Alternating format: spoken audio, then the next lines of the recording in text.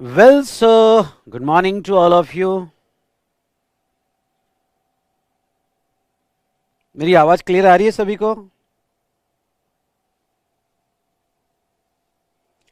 Yes बेटा, मेरी आवाज आ रही है क्लियर सभी को?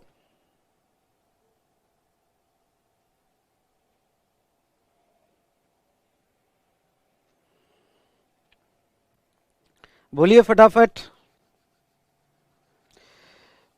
Good morning Hina, good morning Amit, Rajesh, Praneet, good morning बेटा, Shivam, good morning.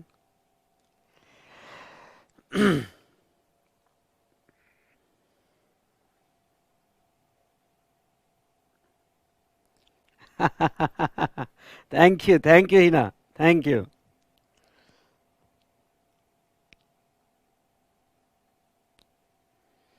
Good morning बेटा, अमित, एकांश, रानी, गुड मॉर्निंग। तो चलिए शुरू करते हैं। जस्ट मिनट, एक मिनट है।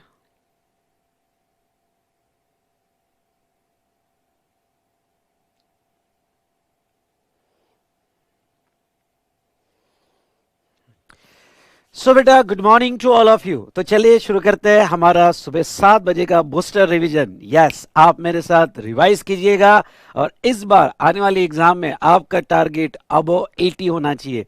80 के नीचे आपको बिल्कुल भी नहीं सोचना है। और दोस्तों, यहाँ पे अबो 80 मिल सकते हैं। दिन में 10 बार अपने आप को ये कहना, ये थॉट आपके दिमाग में आना ही चाहिए। जितने बार ये थॉट आएगा उतना आप अबो 80 जाओगे। सो पढ़ाई के साथ साथ थॉट भी काम करता है, क्योंकि हम जैसा सोचते हैं वैसा ही होता है दोस्तों। तो चलिए ये बूस्टर रिवीजन हम स्टार्ट करेंगे। तो are you ready for that? तो एक लंबी सांस ले और कहे, जो भी हुआ अच्छा हुआ, और जो भी होगा बहुत बहुत बहुत अच्छा होगा।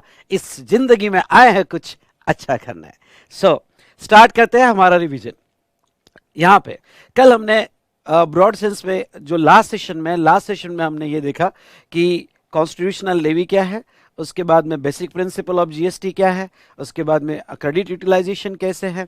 नेक्स्ट हमने यहाँ पे चैप्टर भी स्टार्ट किया था, चार्जिंग सेक्शन देखा, levy, collection, person liable to pay tax, intrastate interstate supply पे लेवी होती है, ऑफ गुड्स और सर्विसेज। उसके बाद में यहाँ हमने देखा person liable to pay tax में रिवर्स चार्ज अप्लीकेबल होता है, इंपोर्टेड गुड्स पे कस्टम्स एक्ट अप्लीकेबल होता है, और इंपोर्ट सर्विस पे रिवर्स चार्ज में आईजीएसटी में लायबिलिटी आती है। ये डिस्कशन हमने यहाँ देखा था। उसके बाद में कुछ इंपॉर्टेंट डेफिनेशंस हमने देखी थी। बिजनेस इंडिया की डेफिनेशन, देन टैक्सेबल पर्सन, यहाँ registered person, as well as definition of person, CTP, NRTP, ये कुछ कंसेप्ट हमने देखे थे।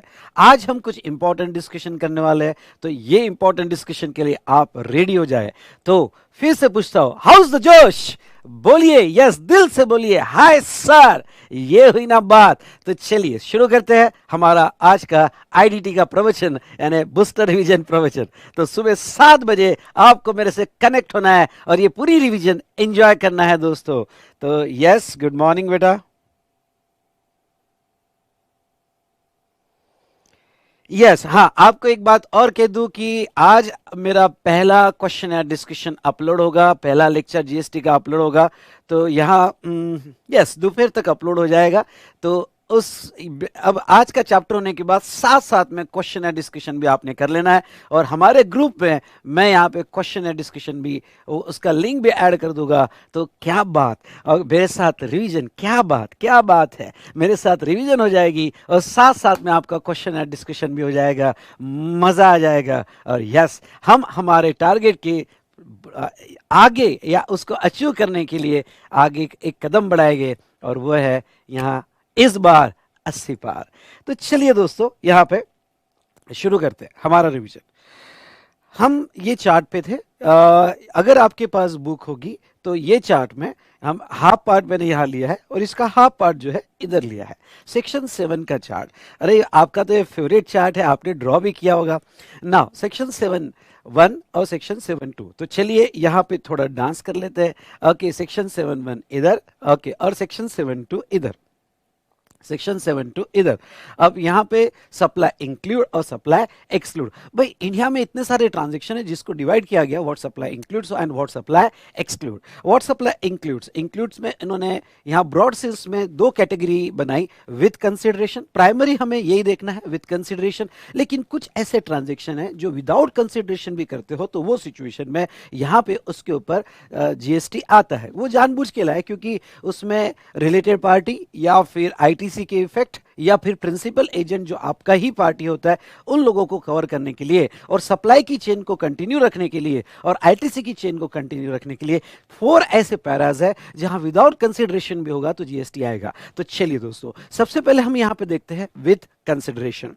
ओके, विद कंसिडरेशन में इन्होंने वैसे तो 71A सप्लायर के एंगल से एक्सप्लेन किया कि भाई नॉर्मली हम ये वर्ड जो इंटरप्रेट करते हैं सप्लाई, सप्लाई मतलब सप्लाई ऐसा बंदा जो आगे दे रहा है, यानी ये वर्ड सप्लायर, सप्लाई ये वर्ड सप्लायर के एंगल से होता है। लेकिन उन्होंने सर्विस के केस में, क्योंकि गुड्स के केस में तो क्लियर है, कस्टम्स एक्ट एसडी 37 एसडी 39 लगता है, लेकिन सर्विस के केस में स्पेशली 71B ऐड किया और ये कहा कि ठीक है जब आप सर्विस बाहर से इंपोर्ट करोगे तो सप्लायर के एंगल से नहीं देखा जाएगा, सप्लाई रिसिपिएंट के एंगल से देखा जाएगा और वो सर्विस जो आपने इंपोर्ट की वो भी जीएसटी के स्कोप में आएगी। और आगे उसके ऊपर क्या रखा हुआ है, रिवर्स चार्ज रखा हुआ है दोस्तों। तो चलिए शुरू करते हैं यहां पे सेक्शन 71A। चलो चलो कमान कमान, और रिवीजन जितना अच्छा लगे आपको आप लाइक करना, आपके लाइक मेरा कॉन्फिडेंस बूस्ट करेगा और हम रिवीजन बढ़ाते रहेंगे। आप जो लाइव स्ट्रीम में मेरे साथ है तो ये बहुत अच्छी बात है, इसके बाद भी बूस्टर रिवीजन अगर दिल को अच्छी लगे तो यहाँ कंजूसी ना कीजिए, लाइक जरूर कीजिए, आपका लाइक मुझे बूस्ट करेगा। क्योंकि मेरे सामने जस्ट कैमरा है बेटा, तो अब मैं कैसे समझ पाऊंगा कि मेरी जो ये मेहनत है आप तक पहुंच रही है, तो ये आपके लाइक से समझ पाऊंगा। तो चलिए दोस्तों, यहां पे सेक्शन 71A गुड्स और सर्विसेज विद कंसिडरेशन, तो इसमें दो पार्ट 71A देख लेते हैं। 71A all form of supply, देखो ये तो एग्जांपल है, लेकिन आपको यही लेना है कि सभी फॉर्म ऑफ सप्लाई गुड्स और सर्विसेज के कवर किए जाएंगे। गुड्स की डेफिनेशन ऑलरेडी हमारी हो चुकी थी, सर्विस की डेफिनेशन ऑलरेडी हमारी हो चुकी थी। नाउ यहां पे सप्लाई कौन कौन से, sale, transfer, barter, exchange, disposal, licence, rental, lease, और यहां पे ये सभी ट्रांजैक्शन, जहां एक एक एग्जांपल मैंने दिया है, आपको रीड करना है तो कर लेना।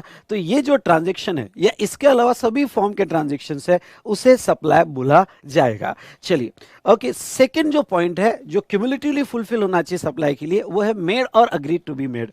मैं आपका ध्यान एक वर्ड पे लाना चाहूंगा, अग्रीड टू बी मेड, क्योंकि यहां पे एडवांस, एडवांस पे जीएसटी आएगा कि नहीं आएगा अगर आपको एडवांस मिलता है।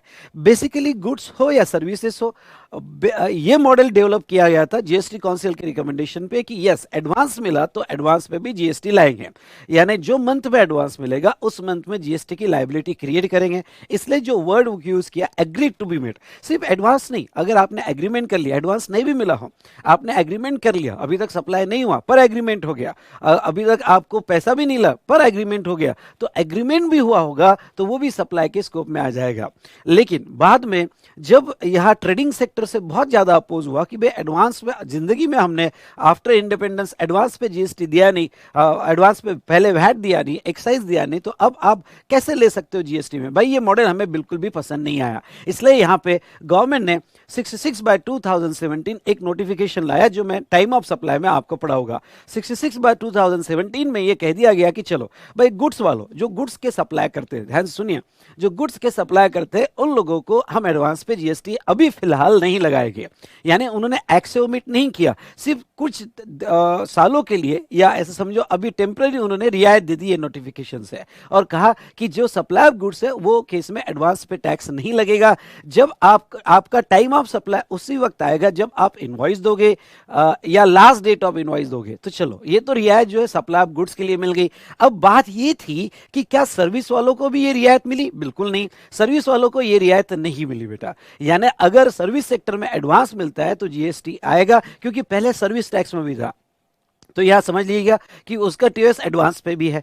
तो इसलिए हमें क्लासिफिकेशन करना बहुत जरूरी है कि हमारा सप्लाई गुड्स है या सर्विस है। ये 66/2017 भी उसको अफेक्ट करेगा। तो यस बेटा, ये डिस्कशन मैंने किया। देखो, मेड और अग्री टू बी मेड, चलो यहाँ पे आई होप आपको हर बात क्लियर हुई होगी। और आपके डाउट्स और क्वेश्चन हर 1 घंटे बाद मैं यहाँ पे 5 मिनट दूंगा। ओके, तो वो 5 मिनट में आपके डाउट्स और क्वेश्चन आपको पूछना है या फिर पोस्ट करके रख दे, मैं बाद में उसको रीड कर लूंगा। लेकिन इन बिटवीन कोई डाउट्स और क्वेश्चन ना पूछे, अदरवाइज हमारा रिवीजन ये जो है सक्सेसफुल बिल्कुल नहीं होगा। हमारे पास लिमिटेड टाइम है और लिमिटेड टाइम में मुझे हर पॉइंट, हर एग्जांपल जो मैंने अपने रेगुलर क्लास में दिया वो सब कुछ कवर करना है और इसके लिए मुझे आपका कोऑपरेशन चाहिए दोस्तों। तो चलिए, और जो भी मेरा लेक्चर जो इसके बाद देख रहे होगे लाइव स्ट्रीमिंग के बाद, तो ख्याल रखना ओके, मैं अगर लाइव स्ट्रीमिंग वाली फैसिलिटी आपको दे रहा हूं यूट्यूब पे या मेरे सॉफ्टवेयर में 3 लेक्चर के बाद, तो ये जो एनर्जी मैच होती है इससे ग्रास्पिंग बहुत बढ़ती है। अगर मैं ये आपको फैसिलिटी दे रहा हूं तो ये आप मुझसे कनेक्ट हो जाए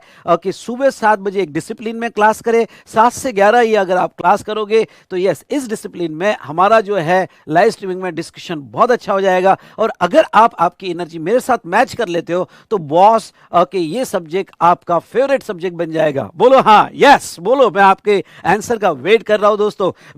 आप आंसर देते जाओ, मैं अपना एक्सप्लेनेशन कंटिन्यू रखूंगा क्योंकि हमारे पास लिमिटेड टाइम है। तो चलिए वापस आ जाते हैं यहां पे 66/2017। तो यहां पे अग्री टू बी मेड जो है एडवांस पे भी जीएसटी आएगा पर फिलहाल गुड्स पे नहीं आएगा। चलो, ये बात तो हो गया हमारा मेड और agree to be made.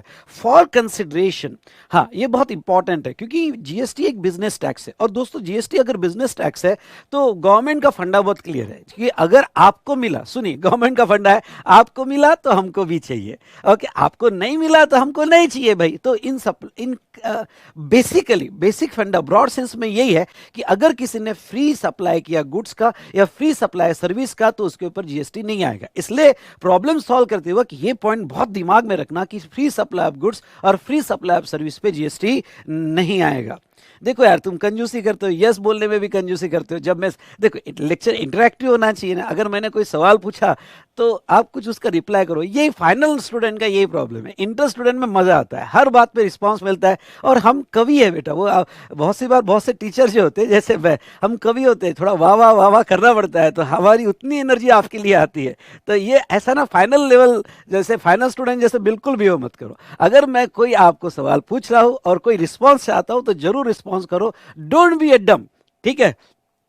Yes, ये हुई ना बात अभिजीत, आरिफ, यस सर, ये हुई बात, ठीक है। चलिए,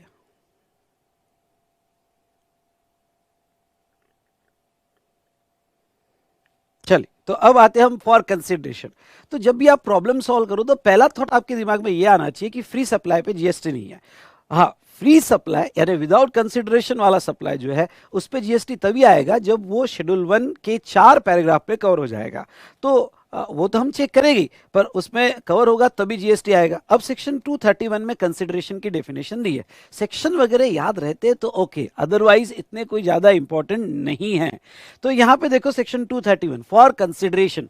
तो फॉर कंसिडरेशन में यहाँ पे दो चीजें बहुत जरूरी है। कंसिडरेशन कब बोला जाएगा? क्या पहला सवाल, सर अगर पैसा मनी में आया ओनली कंसिडरेशन बोला जाएगा? ना ना ना ना। ओके, अगर आपने सप्लाई किया और आपको अदर कंसिडरेशन फॉर्म में मिलते हैं तो यहाँ, वैसे तो कॉन्ट्रैक्ट एक्ट में कंसिडरेशन की डेफिनेशन है पर हमें कॉन्ट्रैक्ट एक्ट की डेफिनेशन नहीं लेनी है। हमें जो है जीएसटी लॉ में जो डेफिनेशन दी है फॉर कंसिडरेशन वो लेनी है। तो मतलब ये हुआ, अब देखो यहाँ पे क्लॉज ये कहता है एनी पेमेंट मेड और agreed to be made whether in money और अदरवाइज। ख्याल रहे यहाँ 2 वर्ड आना चाहिए, मनी और अदरवाइज, ठीक है।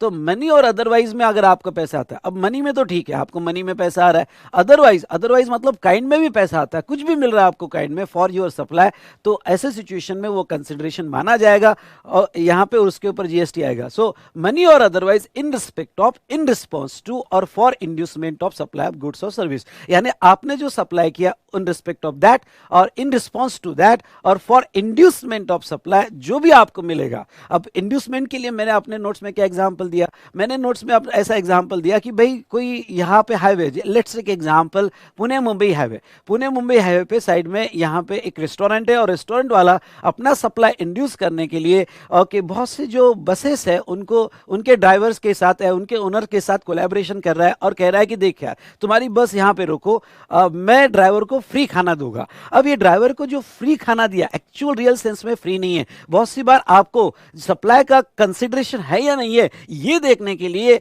ये देखना भी जरूरी है कि उसके पीछे बियॉन्ड द ट्रांजैक्शन क्या चल रहा है, चेहरा क्या देखते हो, दिल में उतर के देखो ना। ये दिल की बातें जिसने समझ ली बेटा ओके वो जिंदगी में बहुत सक्सेसफुल हुआ हर स्टेज पे। तो दिल की बातें आपको समझना बहुत जरूरी है।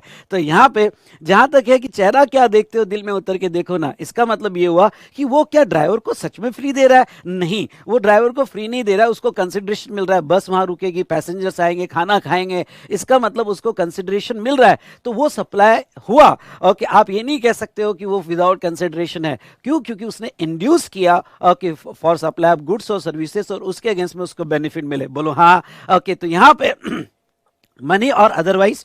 Next the monetary value of any act और फॉरबिडेंस। हाँ ये पॉइंट उन्होंने स्पेशली कवर किया गया है। तो यहां कंसिडरेशन में देखा जाए तो monetary value of any act और फॉरबिडेंस मतलब क्या, कुछ आपने जो सप्लाई किया इन respect of your supply of goods और सर्विस, सामने वाले ने कुछ एक्ट करके दिया, या फॉरबिडेंस कुछ नहीं किया, कुछ नहीं किया भी यहां पे सप्लाई माना जाएगा, वो भी कंसिडरेशन माना जाएगा इन रिस्पेक्ट ऑफ सप्लाई। जैसे मैंने अपने क्लास में इंटीरियर डेकोरेटर मेरे वाइफ का एग्जांपल दिया था कि भाई जो नेबर है, आपको याद होगा तो मैंने ये कह रहा था कि भाई एक कॉन्ट्रैक्ट मिला था मेरे वाइफ को यहाँ पे इंटीरियर डेकोरेशन का, और उसका जो नेबर है जहाँ का कॉन्ट्रैक्ट मिला था उसका जो नेबर है उसने ऑब्जेक्शन उठाए थे। तो नाउ हमने उनको फ्री सर्विस दी कि ठीक है आप ऑब्जेक्शन मत उठाओ, आपका थोड़ा बहुत इंटीरियर हम भी करके देंगे फ्री ऑफ कॉस्ट, लेकिन इसके अगेंस्ट में आपको क्या करना पड़ेगा, फॉरबिडेंस करना पड़ेगा। मतलब कि आपने जो स्टे लाया है, ऑब्जेक्शन लिया है, वो ऑब्जेक्शन विड्रॉ कर लो, फॉरबिडेंस। तो अगर आपने जो गुड्स दिया, सर्विस दिया, उसके लिए सामने वाले ने कोई फॉरबिडेंस किया होगा या सामने वाले ने कोई एक्ट करके दिया होगा, तो दोस्तों उसे भी सप्लाई माना जाएगा, उसको भी कंसिडरेशन माना जाएगा। चलिए ये दो पॉइंट्स तो मैंने कंसिडर किए हैं। ऐसे बहुत सारे एग्जाम्पल है, पर रिवीजन में मेरा ऑब्जेक्ट है कि आपको कंसेप्ट रिवाइज करके देना, थोड़ा ब्रश अप करके देना, सो दैट कि आपकी हर चीजें, हर केस स्टडी, आपने पढ़े हुए क्वेश्चन सब कुछ याद आ जाए। ओके तो यहाँ पे क्वेश्चन की वीडियो में डाल दूंगा, यूट्यूब पे फ्री है, और डेफिनेटली आप वो साथ साथ में करोगे तो मजा आ जाएगा, आपको बाद में रेगुलर बुक पढ़ने की जरूरत नहीं है। और दोस्तों अगर आपको नवंबर 21 अटेम्प्ट है और आपने आपने जो ऑलरेडी अगर एग्जाम दे दिया होगा, तो वो सिचुएशन में यहां समझ लेना कि यस ये पूरा डिस्कशन आपको हेल्प करेगा, और रिजल्ट के आने के पहले हमारा बहुत कुछ जीएसटी रिवाइज हो जाएगा, आपका एक सब्जेक्ट प्रिपेयर रहेगा अगर आपने फर्स्ट ग्रुप दिया होगा तो। चलिए और चलिए यहाँ पे दो चीजें जो है आपको एक्सक्लूड करना पड़ेगा। और कौन सी दो चीजें आपको एक्सक्लूड करना पड़ेगा बेटा, कंसिडरेशन नहीं मानी जाएगी। एक तो यहाँ पे सब्सिडी गिवन बाय सेंट्रल और स्टेट गवर्नमेंट, ख्याल रहे इन्होंने सिर्फ सेंट्रल और स्टेट गवर्नमेंट की सब्सिडी एक्सक्लूड की है। मतलब क्या, मतलब ये हुआ कि कभी अगर गलती से भी एग्जाम में ये बढ़ाया जाए कि सब्सिडी बाय लोकल अथॉरिटी, तो सब्सिडी बाय लोकल अथॉरिटी जो है वो कंसिडर की जाएगी, ओनली सेंट्रल और स्टेट गवर्नमेंट की सब्सिडी एक्सक्लूड की जाएगी। और वो सेक्शन 15(2)(d) के हिसाब सेक्शन 15(2)(e) के हिसाब से भी सब्सिडी जो है वो एक्सक्लूड की जाती है, तो वो हम उधर भी देखेंगे। तो सब्सिडी अगर आपको मिल रही है तो ये कंसिडरेशन नहीं माना जाएगा, मतलब ही वो फ्री सप्लाई माना जाएगा। और नेक्स्ट डिपॉजिट्स। ओके बहुत सी बार आपको कस्टमर से डिपॉजिट मिलते हैं, जैसे आपने डिस्ट्रीब्यूटरशिप दिया है या आपने समझ लो यहाँ पे फ्रेंचाइजी दिया है और आपने रेंट पे दिया अपना घर, तो आपको जो है डिपॉजिट मिल रहा है। तो अगर आपको डिपॉजिट्स मिल रहे हैं बेटा तो वो कंसिडरेशन नहीं माना जाएगा। हाँ रेंट कंसिडरेशन माना जाएगा, फीस कंसिडरेशन माना जाएगा, पर डिपॉजिट्स नहीं माना जाएगा। लेकिन अगर ये डिपॉजिट फ्यूचर में आपके सप्लाई में एडजस्ट हो जाते हैं, भाई रेंट में एडजस्ट हो गया या बाकी इसमें एडजस्ट होगा, तो जिस दिन वो डिपॉजिट एडजस्ट हो गए उस दिन यहां पे यस दोस्तों वो कंसिडरेशन ट्रीट कर दिया जाएगा। तो चलिए ये फटाफट हमने कंसिडरेशन की डेफिनेशन देख ली। नाउ नेक्स्ट अगर हम देखें तो यहां पे आते इन द कोर्स ऑफ बिजनेस। अब बिजनेस की डेफिनेशन हम ऑलरेडी देख चुके हैं। क्या देखे हमने बिजनेस की डेफिनेशन? अगर आपको याद होगा तो बिजनेस की डेफिनेशन में हमने क्या देखा? बिजनेस की डेफिनेशन में 9 एक्टिविटी देखा, जनरल एक्टिविटी और यहाँ पे स्पेशल एक्टिविटी, ऐसी टोटल 9 एक्टिविटीज देखा। इन द कोर्स ऑफ बिजनेस का मतलब ये हुआ कि अगर कोई भी बंदा यहाँ पे वो 9 एक्टिविटीज करता है, ध्यान से सुनो, ध्यान से सुनो, कोई भी बंदा अगर वो यहाँ पे 9 एक्टिविटीज करता है तो वो सिचुएशन में यहाँ पे इन द कोर्स ऑफ बिजनेस माना जाएगा। और ख्याल रहे, जीएसटी बिजनेस टैक्स होने की वजह से टैक्स तभी लगाया जाएगा जब आपका transaction in the course of that 9 activities होता है। तो नाउ यहाँ दो एग्जाम्पल सीबीआईसी सर्कुलर ने क्लैरिफाई किए। एक तो ये तो सीबीआईसी यहाँ पे सर्कुलर में दिया है फ्रीक्वेंटली आस्क्ड क्वेश्चन में, और दूसरा जो है प्रेस रिलीज। ये दो एग्जाम्पल से कुछ अप्रोच हमारा डेवलप होता है। क्या कि एक एग्जाम्पल ऐसा दिया कि आपकी अगर पर्सनल कार हो और अगर आप अपनी पर्सनल कार जो है यहाँ पे सेकेंड हैंड डीलर को दे रहे हो, तो इन the course of business supplier के एंगल से देखा जाएगा, रिसिपिएंट के एंगल से नहीं देखा जाएगा दोस्तों। तो सप्लायर के एंगल से क्या देखा जाएगा? तो सप्लायर के एंगल से कि सप्लायर ने अगर अपनी कार जो दी वो यहाँ कंसिडरेशन है, उसको पैसा मिल रहा है, सेल हो रहा है, मेड और अग्रीड टू बी मेड हो रहा है, पर क्या इसने जो बेचा वो in the course of business है? क्या इसका जो इंटेंशन है बिजनेस करना है? तो सीबीआईसी ने कहा नहीं, वो अगर अपनी पर्सनल चीजें बेच रहा है, फिर कार हो या आपका घर का फर्नीचर हो या जो भी हो, पर वो in the course of business नहीं है या कोई भी वैसे बिजनेस से कनेक्टेड नहीं है या एंसिलरी टू बिजनेस नहीं है, किसी भी तरह से कनेक्टेड नहीं है, इसलिए ये बंदे ने जो कार बेचा वो उसके ऊपर जीएसटी नहीं आएगा। क्यों ना वो कार 30 लाख की हो, 40 लाख की हो या 100 लाख की हो, जीएसटी नहीं आएगा दोस्तों। अब ख्याल रहे, जो लेने वाला है उसका बिजनेस हो सकता है, पर हमें लेने वाले के एंगल से नहीं देखना है, हमें सप्लायर के एंगल से देखना है, और वो in the course of business देखा। ओके, आई होगी आपकी बात समझ में? तो यस, ओके, जितना आप यहां पे यस कहोगे और लाइक करोगे उतना मैं समझूंगा कि यस आप तक मेरा कंसेप्ट पहुंच रहा है और आपको रिवीजन अच्छी लग रही है। सो नाउ नेक्स्ट बेटा हम बात करेंगे ओल्ड ज्वेलरी की।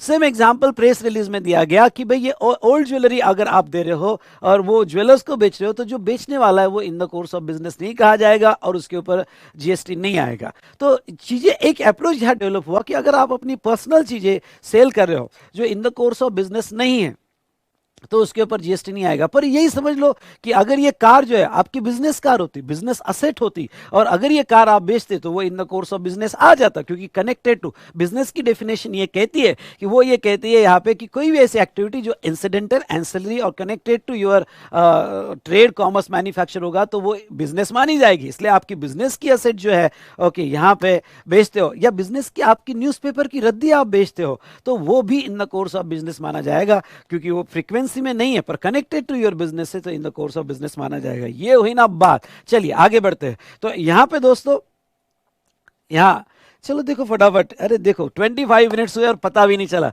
ऐसे हमारे हाँ पूरा लेक्चर भी खत्म हो जाएगा और पता भी नहीं चलेगा। तो यस, नेक्स्ट यहाँ पे एक और एग्जाम्पल है कि जो रिलीजियस ट्रस्ट वगैरह होती है, टेम्पल वगैरह होता है, वहाँ जो खाना दिया जाता है, गुरुद्वारा में यहाँ पे खाना दिया जाता है, तो जो प्रसादम होता है ओके, तो ये भी यहाँ पे इन द कोर्स ऑफ बिजनेस नहीं माना जाता है, क्योंकि ये ठीक है उसका 10 रुपीज़, 20 रुपीज़, 25 रुपीज़ लिया जाता है, पर वो in the course of business नहीं माना जाता है। ओके, अब एक सवाल आ सकता है जो अभी अभी यहाँ पे पोस्ट हुआ है, चलो मुझे लगता है ये स्टेज पे मैंने ले लेना चाहिए, इसलिए वो सवाल भी मैं ले लेता हूँ।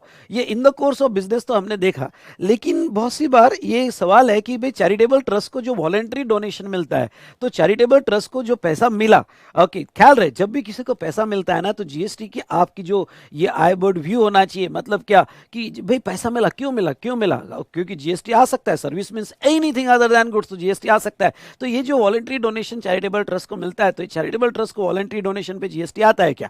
तो इसके लिए मैं एक सीबीआईसी सर्कुलर रेफर करना चाहूंगा, जो मैंने बाद में भी ये आखिरी में जब मैं सर्कुलर सब पढ़ा होगा तो उसमें भी मैं रेफर करूंगा, पर एक सीबीआईसी सर्कुलर था और वो ये था कि भाई वॉलेंट्री डोनेशन किया चैरिटेबल ट्रस्ट को, और वो चैरिटेबल ट्रस्ट ने आपका नाम जो डिस्प्ले रखा जिस एज अ फिलॉन्थ्रोपी और एज अ आपको ऑनर करने के लिए, एडवर्टाइजमेंट का उसमें मेन ऑब्जेक्ट नहीं था, बस आपको ऑनर करने के लिए या एक एज अ मैटर ऑफ फिलोंथ्रफी जो है, तो उन्होंने उस आपका नाम डिस्प्ले किया कि भाई इसके लिए डोनेशन जो है विशाल भट्टर ने दिया। तो इस पे सीबीआईसी ने अपना अप्रोच क्लियर किया। सीबीआईसी ने कहा कि भाई ये जो सप्लाई हो रहा है फॉर कंसिडरेशन, ये जो वर्ड है ना, ओके, नेक्सस वाला है, supply for consideration, supply for consideration, and cause and effect होना चाहिए। मैं डांस नहीं कर रहा हूं नालायक हो, ओके, तो कॉज एंड इफेक्ट होना चाहिए। कॉज एंड मतलब सप्लाई किया जिसमें क्लियर इंटेंशन है कि कुछ मिलेगा, ओके। तो यहां पे जिसने डोनेशन दिया है वॉलंटरी, समझ लो मैंने कोई चैरिटेबल ट्रस्ट को डोनेशन दिया, उसमें मेरा कोई ऑब्जेक्ट नहीं है कि मुझे कोई रेसिप्रोकेटरी रिस्पॉन्स मिले कि भाई नहीं मेरा नाम लिखोगे तो ही मैं पैसा दूंगा। हाँ, अगर ऐसा क्लियर है कि मेरा नाम लिखोगे, मेरा ऐड करोगे तो ही मैं पैसा दूंगा, तो फिर वो सप्लाई है। लेकिन अगर मैंने वॉलंटरी दिया है, आपकी मर्जी, लिखना है तो लिखो, नहीं लिखना है तो लिखो, नत लिखो, तो फिर यहां पे एक वर्ड बड़ा इंपॉर्टेंट हो जाता है, वो है फॉर। मतलब आपका एक्टिविटी सप्लाई फॉर कंसिडरेशन नहीं है, इसलिए आपकी जो नेम डिस्प्ले किया गया है। तो सीबीआईसी ने एक हमें बहुत अच्छा अप्रोच दिया स्पेशली चैरिटेबल ट्रस्ट के लिए कि ये जो वॉलंटरी डोनेशन मिला, ये वॉलंटरी डोनेशन पे जीएसटी नहीं आएगा, ओके, क्योंकि उसमें एडवर्टाइजमेंट का कोई इंटेंशन नहीं था दोस्तों। तो यहां पे ख्याल रहे।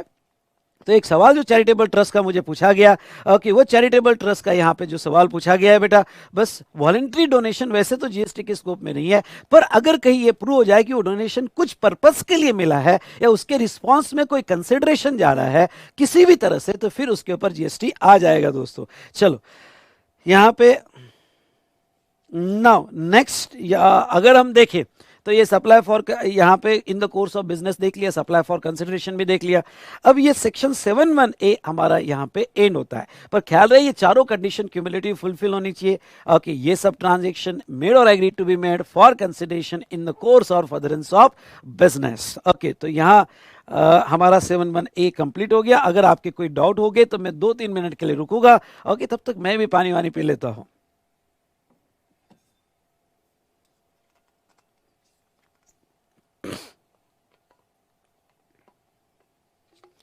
सॉरी,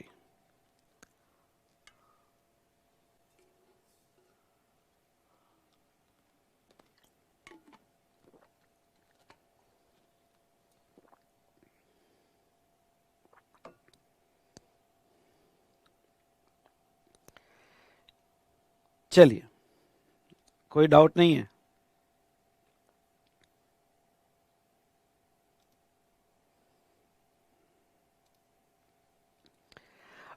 तो बेटा हम सब रिप्लाई करेंगे जो मेरे से कनेक्टेड है। मतलब मैं ये समझूंगा कि आप सोए नहीं हो, लाइव क्लास में होते, फेस टू फेस में होते, तो मैं तो आपको थप्पड़ मार के उठा देता, पर यार थप्पड़ नहीं मार सकता हूं।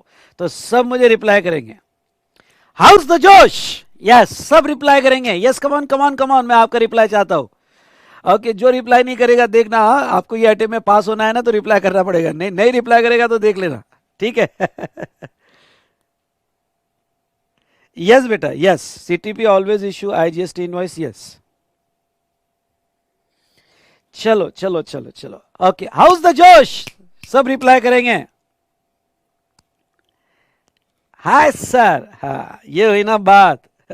अगर आपको पास होना है तो मेरे को रिप्लाई करना पड़ेगा। चलिए आगे बढ़ते हैं। देखो मैं इन बिटवीन आपको उठाते रहूंगा, हमारा रिवीजन करते रहूंगा।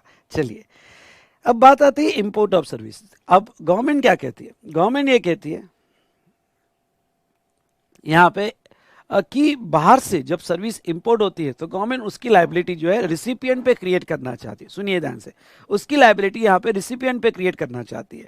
तो यहाँ पे हर इंपोर्ट ऑफ सर्विस टैक्सेबल नहीं है, उन्होंने बहुत क्लियर किया। ये हुई ना बहुत बहुत मजा आ गया, आपने मेरा दिल जीत लिया। ये हुआ ना, ऐसा रिस्पॉन्स चाहिए, यस, या ठीक है। तो अब देखो फॉर कंसिडरेशन, मैं आता हूँ ये डिस्कशन पे।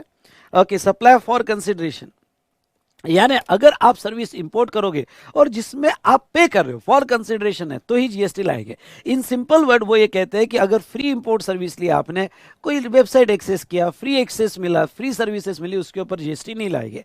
ओके, तो फॉर कंसिडरेशन बाद में क्या कहते हैं? बाद में कहते हैं वेदर और नॉट इन द कोर्स और फर्दरेंस ऑफ बिजनेस। ओके, वो कहते हैं कि जो लेने वाला है इंपोर्ट ऑफ सर्विस, वो बिजनेस के लिए ले या ना ले, जीएसटी तो देना पड़ेगा। हाँ, इसमें कुछ एग्जम्पशन है। एग्जम्पशन ये है कि अगर बाहर वाले से सर्विस यहां पे गवर्नमेंट ने लिया, या फिर बाहर वाले से सर्विस जो है इंडिविजुअल ने लिया, नॉट फॉर बिजनेस, यानी मैं कोई सर्विस जो यहां पे ले रहा हूं और वो बिजनेस के लिए नहीं है, इंडिविजुअल होगा और बिजनेस के लिए नहीं है, गवर्नमेंट होगा या चैरिटेबल ट्रस्ट होगी, या फिर लेने वाला इंडिया के बाहर है तो उसको एग्जम्पशन दिया हुआ है। एग्जम्पशन बात की बात है, पहले तो हम लेवी देख रहे हैं, first create the charge and then exam the charge. तो ऐसे केस में पहला थॉट तो आपका ये होना चाहिए कि किसी ने भी अगर सर्विस इंपोर्ट की फॉर कंसिडरेशन वेदर और नॉट फॉर बिजनेस, तो वो सिचुएशन में यहाँ पे यस जीएसटी आएगा, क्योंकि लेने वाला बिजनेस के लिए ले ना ले, ओके जीएसटी आएगा। यहाँ पे एक मैंने क्लासिफिकेशन जस्ट आपके रेफरेंस के लिए बताया कि इंपोर्ट ऑफ गुड्स होगा तो कस्टम्स एक्ट गवर्न करता है, लेकिन इंपोर्ट ऑफ सर्विस होगी तो वो केस में आपको वैल्यूएशन भी जीएसटी एक्ट के हिसाब से करना पड़ेगा, लेवी भी आईजीएसटी के हिसाब से आएगी और उसका टाइम ऑफ सप्लाई भी आईजीएसटी के हिसाब से आएगा। लेकिन इंपोर्ट गुड्स का सब कुछ जो फिक्स होगा वो कस्टम एक्ट के हिसाब से होगा। मतलब क्या, अगर आप गुड्स इंपोर्ट करते हो तो वो सिचुएशन में एसरी 37 या एसरी 39 लगेगा, उसका जो टाइम ऑफ सप्लाई वो सेक्शन 15 के हिसाब से date of presentation of bill of entry आपको लेना पड़ेगा। अगर आपने बिल ऑफ एंट्री प्रायर दे दी तो date of arrival of vessel लेना पड़ेगा, मतलब एंट्री इनवर्ड लेना पड़ेगा। तो इस तरह की प्रोविजन आपको सेक्शन 15 और 16 की जहां तक है एसरी 37 39 के लिए लगानी है। लेकिन अगर इंपोर्ट ऑफ सर्विस होगी तो आपको कस्टम लॉ नहीं यूज करना है, आपको जो है पूरा जीएसटी लॉ यूज करना है, और उसका टाइम ऑफ सप्लाई, उसके बाद में उसका वैल्यूएशन, उसके बाद में उसकी levy, everything is govern by CGST and IGST act. चलिए एनालिसिस, एक मैंने एग्जम्पशन जो पढ़ाया था कि import of service other than to business, अगर गवर्नमेंट लेता है, चैरिटेबल सर्विस लेता है या इंडिविजुअल लेता है तो एग्जम्प्ट है, और इंपोर्ट बाय अदर्स मतलब वो गवर्नमेंट छोड़ के या इंडिविजुअल छोड़ के या चैरिटेबल ट्रस्ट छोड़ के बाकी किसी ने भी इंपोर्ट किया तो वो केस में import of service for consideration होगा, बिजनेस के लिए हो या ना हो वो टैक्सेबल होगा। ओके सो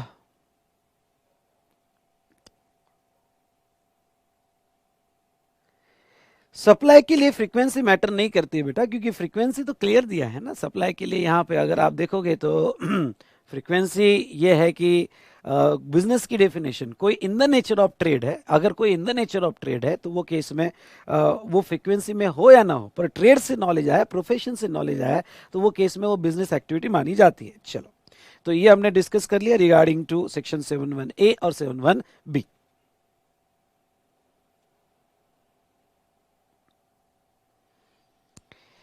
तो चलिए दोस्तों नेक्स्ट अब आते हैं यहाँ पे सेक्शन 71C पे। सेक्शन 71C ये जो है शेड्यूल 1, यहाँ पे आप लिख सकते हो सेक्शन 71C,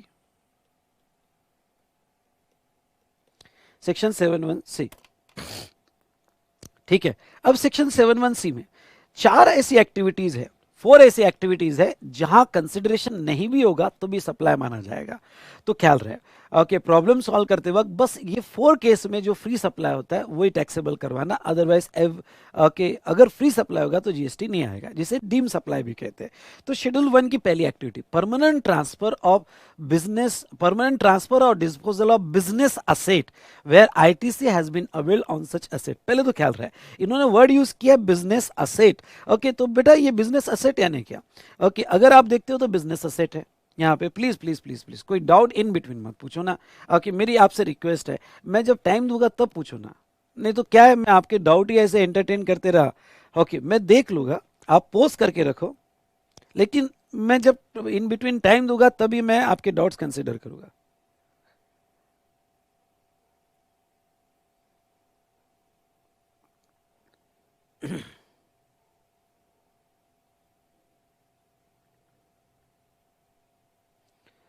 और देखो आप प्रोफेशनल हो, मैं आपको ये कहूँगा तरुण, स्पैम करने की कोई ज़रूरत नहीं है, स्पैम करने की कोई ज़रूरत नहीं है, मैं डाउट देख चुका हूँ। बस एक बार पोस्ट करो, मैं कवर कर लूंगा आपका डाउट बाद में।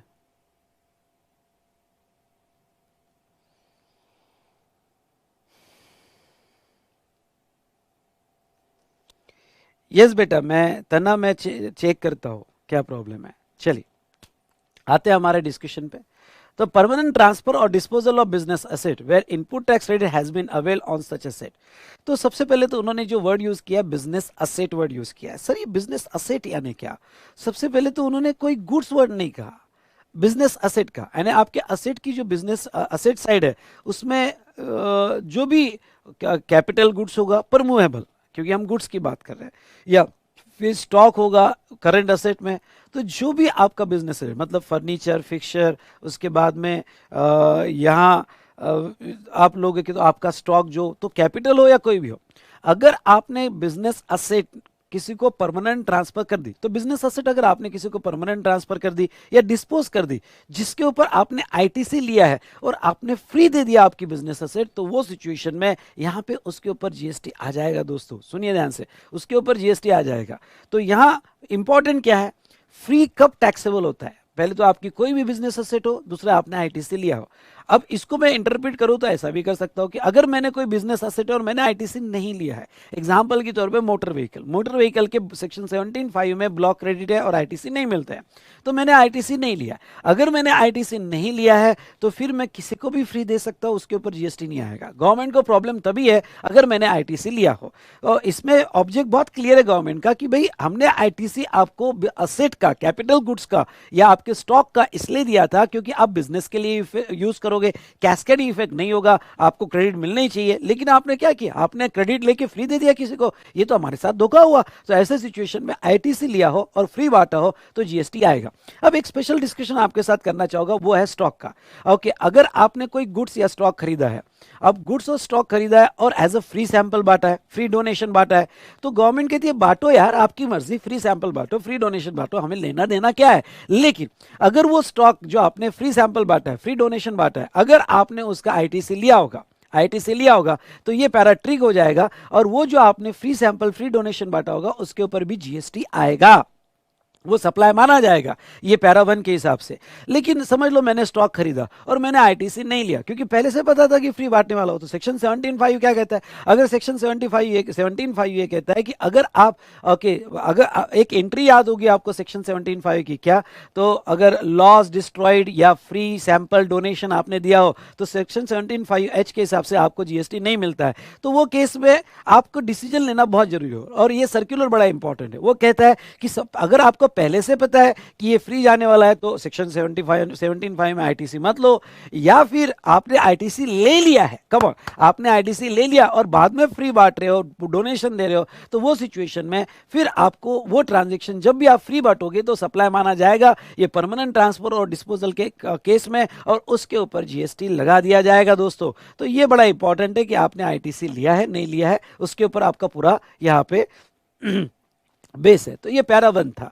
अब नेक्स्ट पैरा 2 क्या कहते हैं, सप्लाई ऑफ गुड्स और सर्विसेज और बोथ बिटवीन रिलेटेड पर्सन और बिटवीन डीम्ड डिस्टिंक्ट पर्सन। यही तो पैरा बड़ा इंपॉर्टेंट है। सेक्शन 25 सबसेक्शन 4, सेक्शन 25 सबसेक्शन 5, इसमें मैंने बेटा यहाँ पे आपको जो है डीम्ड डिस्टिंक्ट पर्सन की डेफिनेशन पढ़ाई थी, पर वो डीम्ड डिस्टिंक्ट पर्सन की जस्ट डेफिनेशन थी, उसके इम्पैक्ट क्या है, उसके इम्पैक्ट यहाँ पे बेटा कि सेक्शन 25 में अगर आप डीडीपी बन जाते हो तो 4 में या सबसेक्शन 5 में तो डीडीपी बन जाते हो, और या आप रिलेटेड पर्सन होते हो, तो इन बीच में जो भी गुड्स और सर्विस सप्लाई हो रही है, इन बीच में जो भी गुड्स और सर्विस सप्लाई हो रही है in the course of business, no doubt ये वर्ड यहाँ पे नहीं भी आया होगा तो भी आपके टेक्स्ट में दिया है, in the course of business, अगर आपने अपने ही रिलेटेड पर्सन को दिया या डीम्ड डिस्टिंक्ट पर्सन को दिया, तो गुड्स दिया हो या सर्विस दिया हो, कम ऑन, गुड्स दिया हो या सर्विसेज दिया हो free of cost without consideration, तो वो केस में वो सप्लाई मान लिया जाएगा।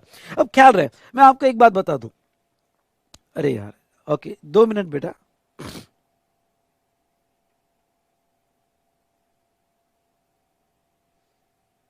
जस्ट 2 मिनट, हाँ यहां पे तो उसके बाद में सप्लाई ऑफ गुड्स और सर्विस बोथ, अब रिलेटेड पर्सन। अब आपको एक बात बता देता हूं, कभी कभी यहाँ ओवरलैपिंग हो जाता है पैरा 1 और पैरा 2 में। मतलब क्या, मतलब मैंने कोई बिजनेस असेट है और बिजनेस असेट जिसका आईटीसी लिया हो और मैंने अपने रिलेटेड को दे दिया है, ओके कोई बिजनेस एसेट है, आईटीसी लिया और रिलेटेड को दे दिया है, या कोई असेट है बेटा मैंने स्टॉक दूसरे ब्रांच को दे दिया अदर स्टेट में, तो फिर एक सवाल आता है कि मैं पैरा 1 लगाऊं या पैरा 2 लगाऊं। अब ख्याल रहे, जब भी लॉ आप इंटरप्रेट करते हो तो लॉ इंटरप्रेट करते वक्त आपको एक बात का ख्याल रखना है कि specific clause will prevail over general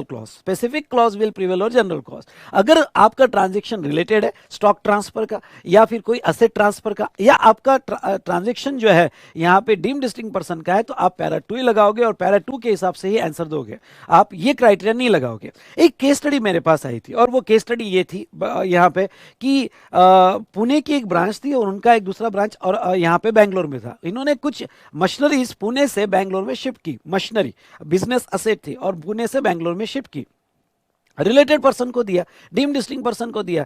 तो अब इन्होंने वो मशीनरी का आईटीसी नहीं लिया था, ओके वो मशीनरी का आईटीसी नहीं लिया था। तो एक कोई कंसल्टेंट ने उनको बताया कि भाई तुमने आईटीसी नहीं लिया ना, बिजनेस असेट पैरा 1 के हिसाब से आईटीसी नहीं लिया तो ये सप्लाई नहीं बोला जाएगा।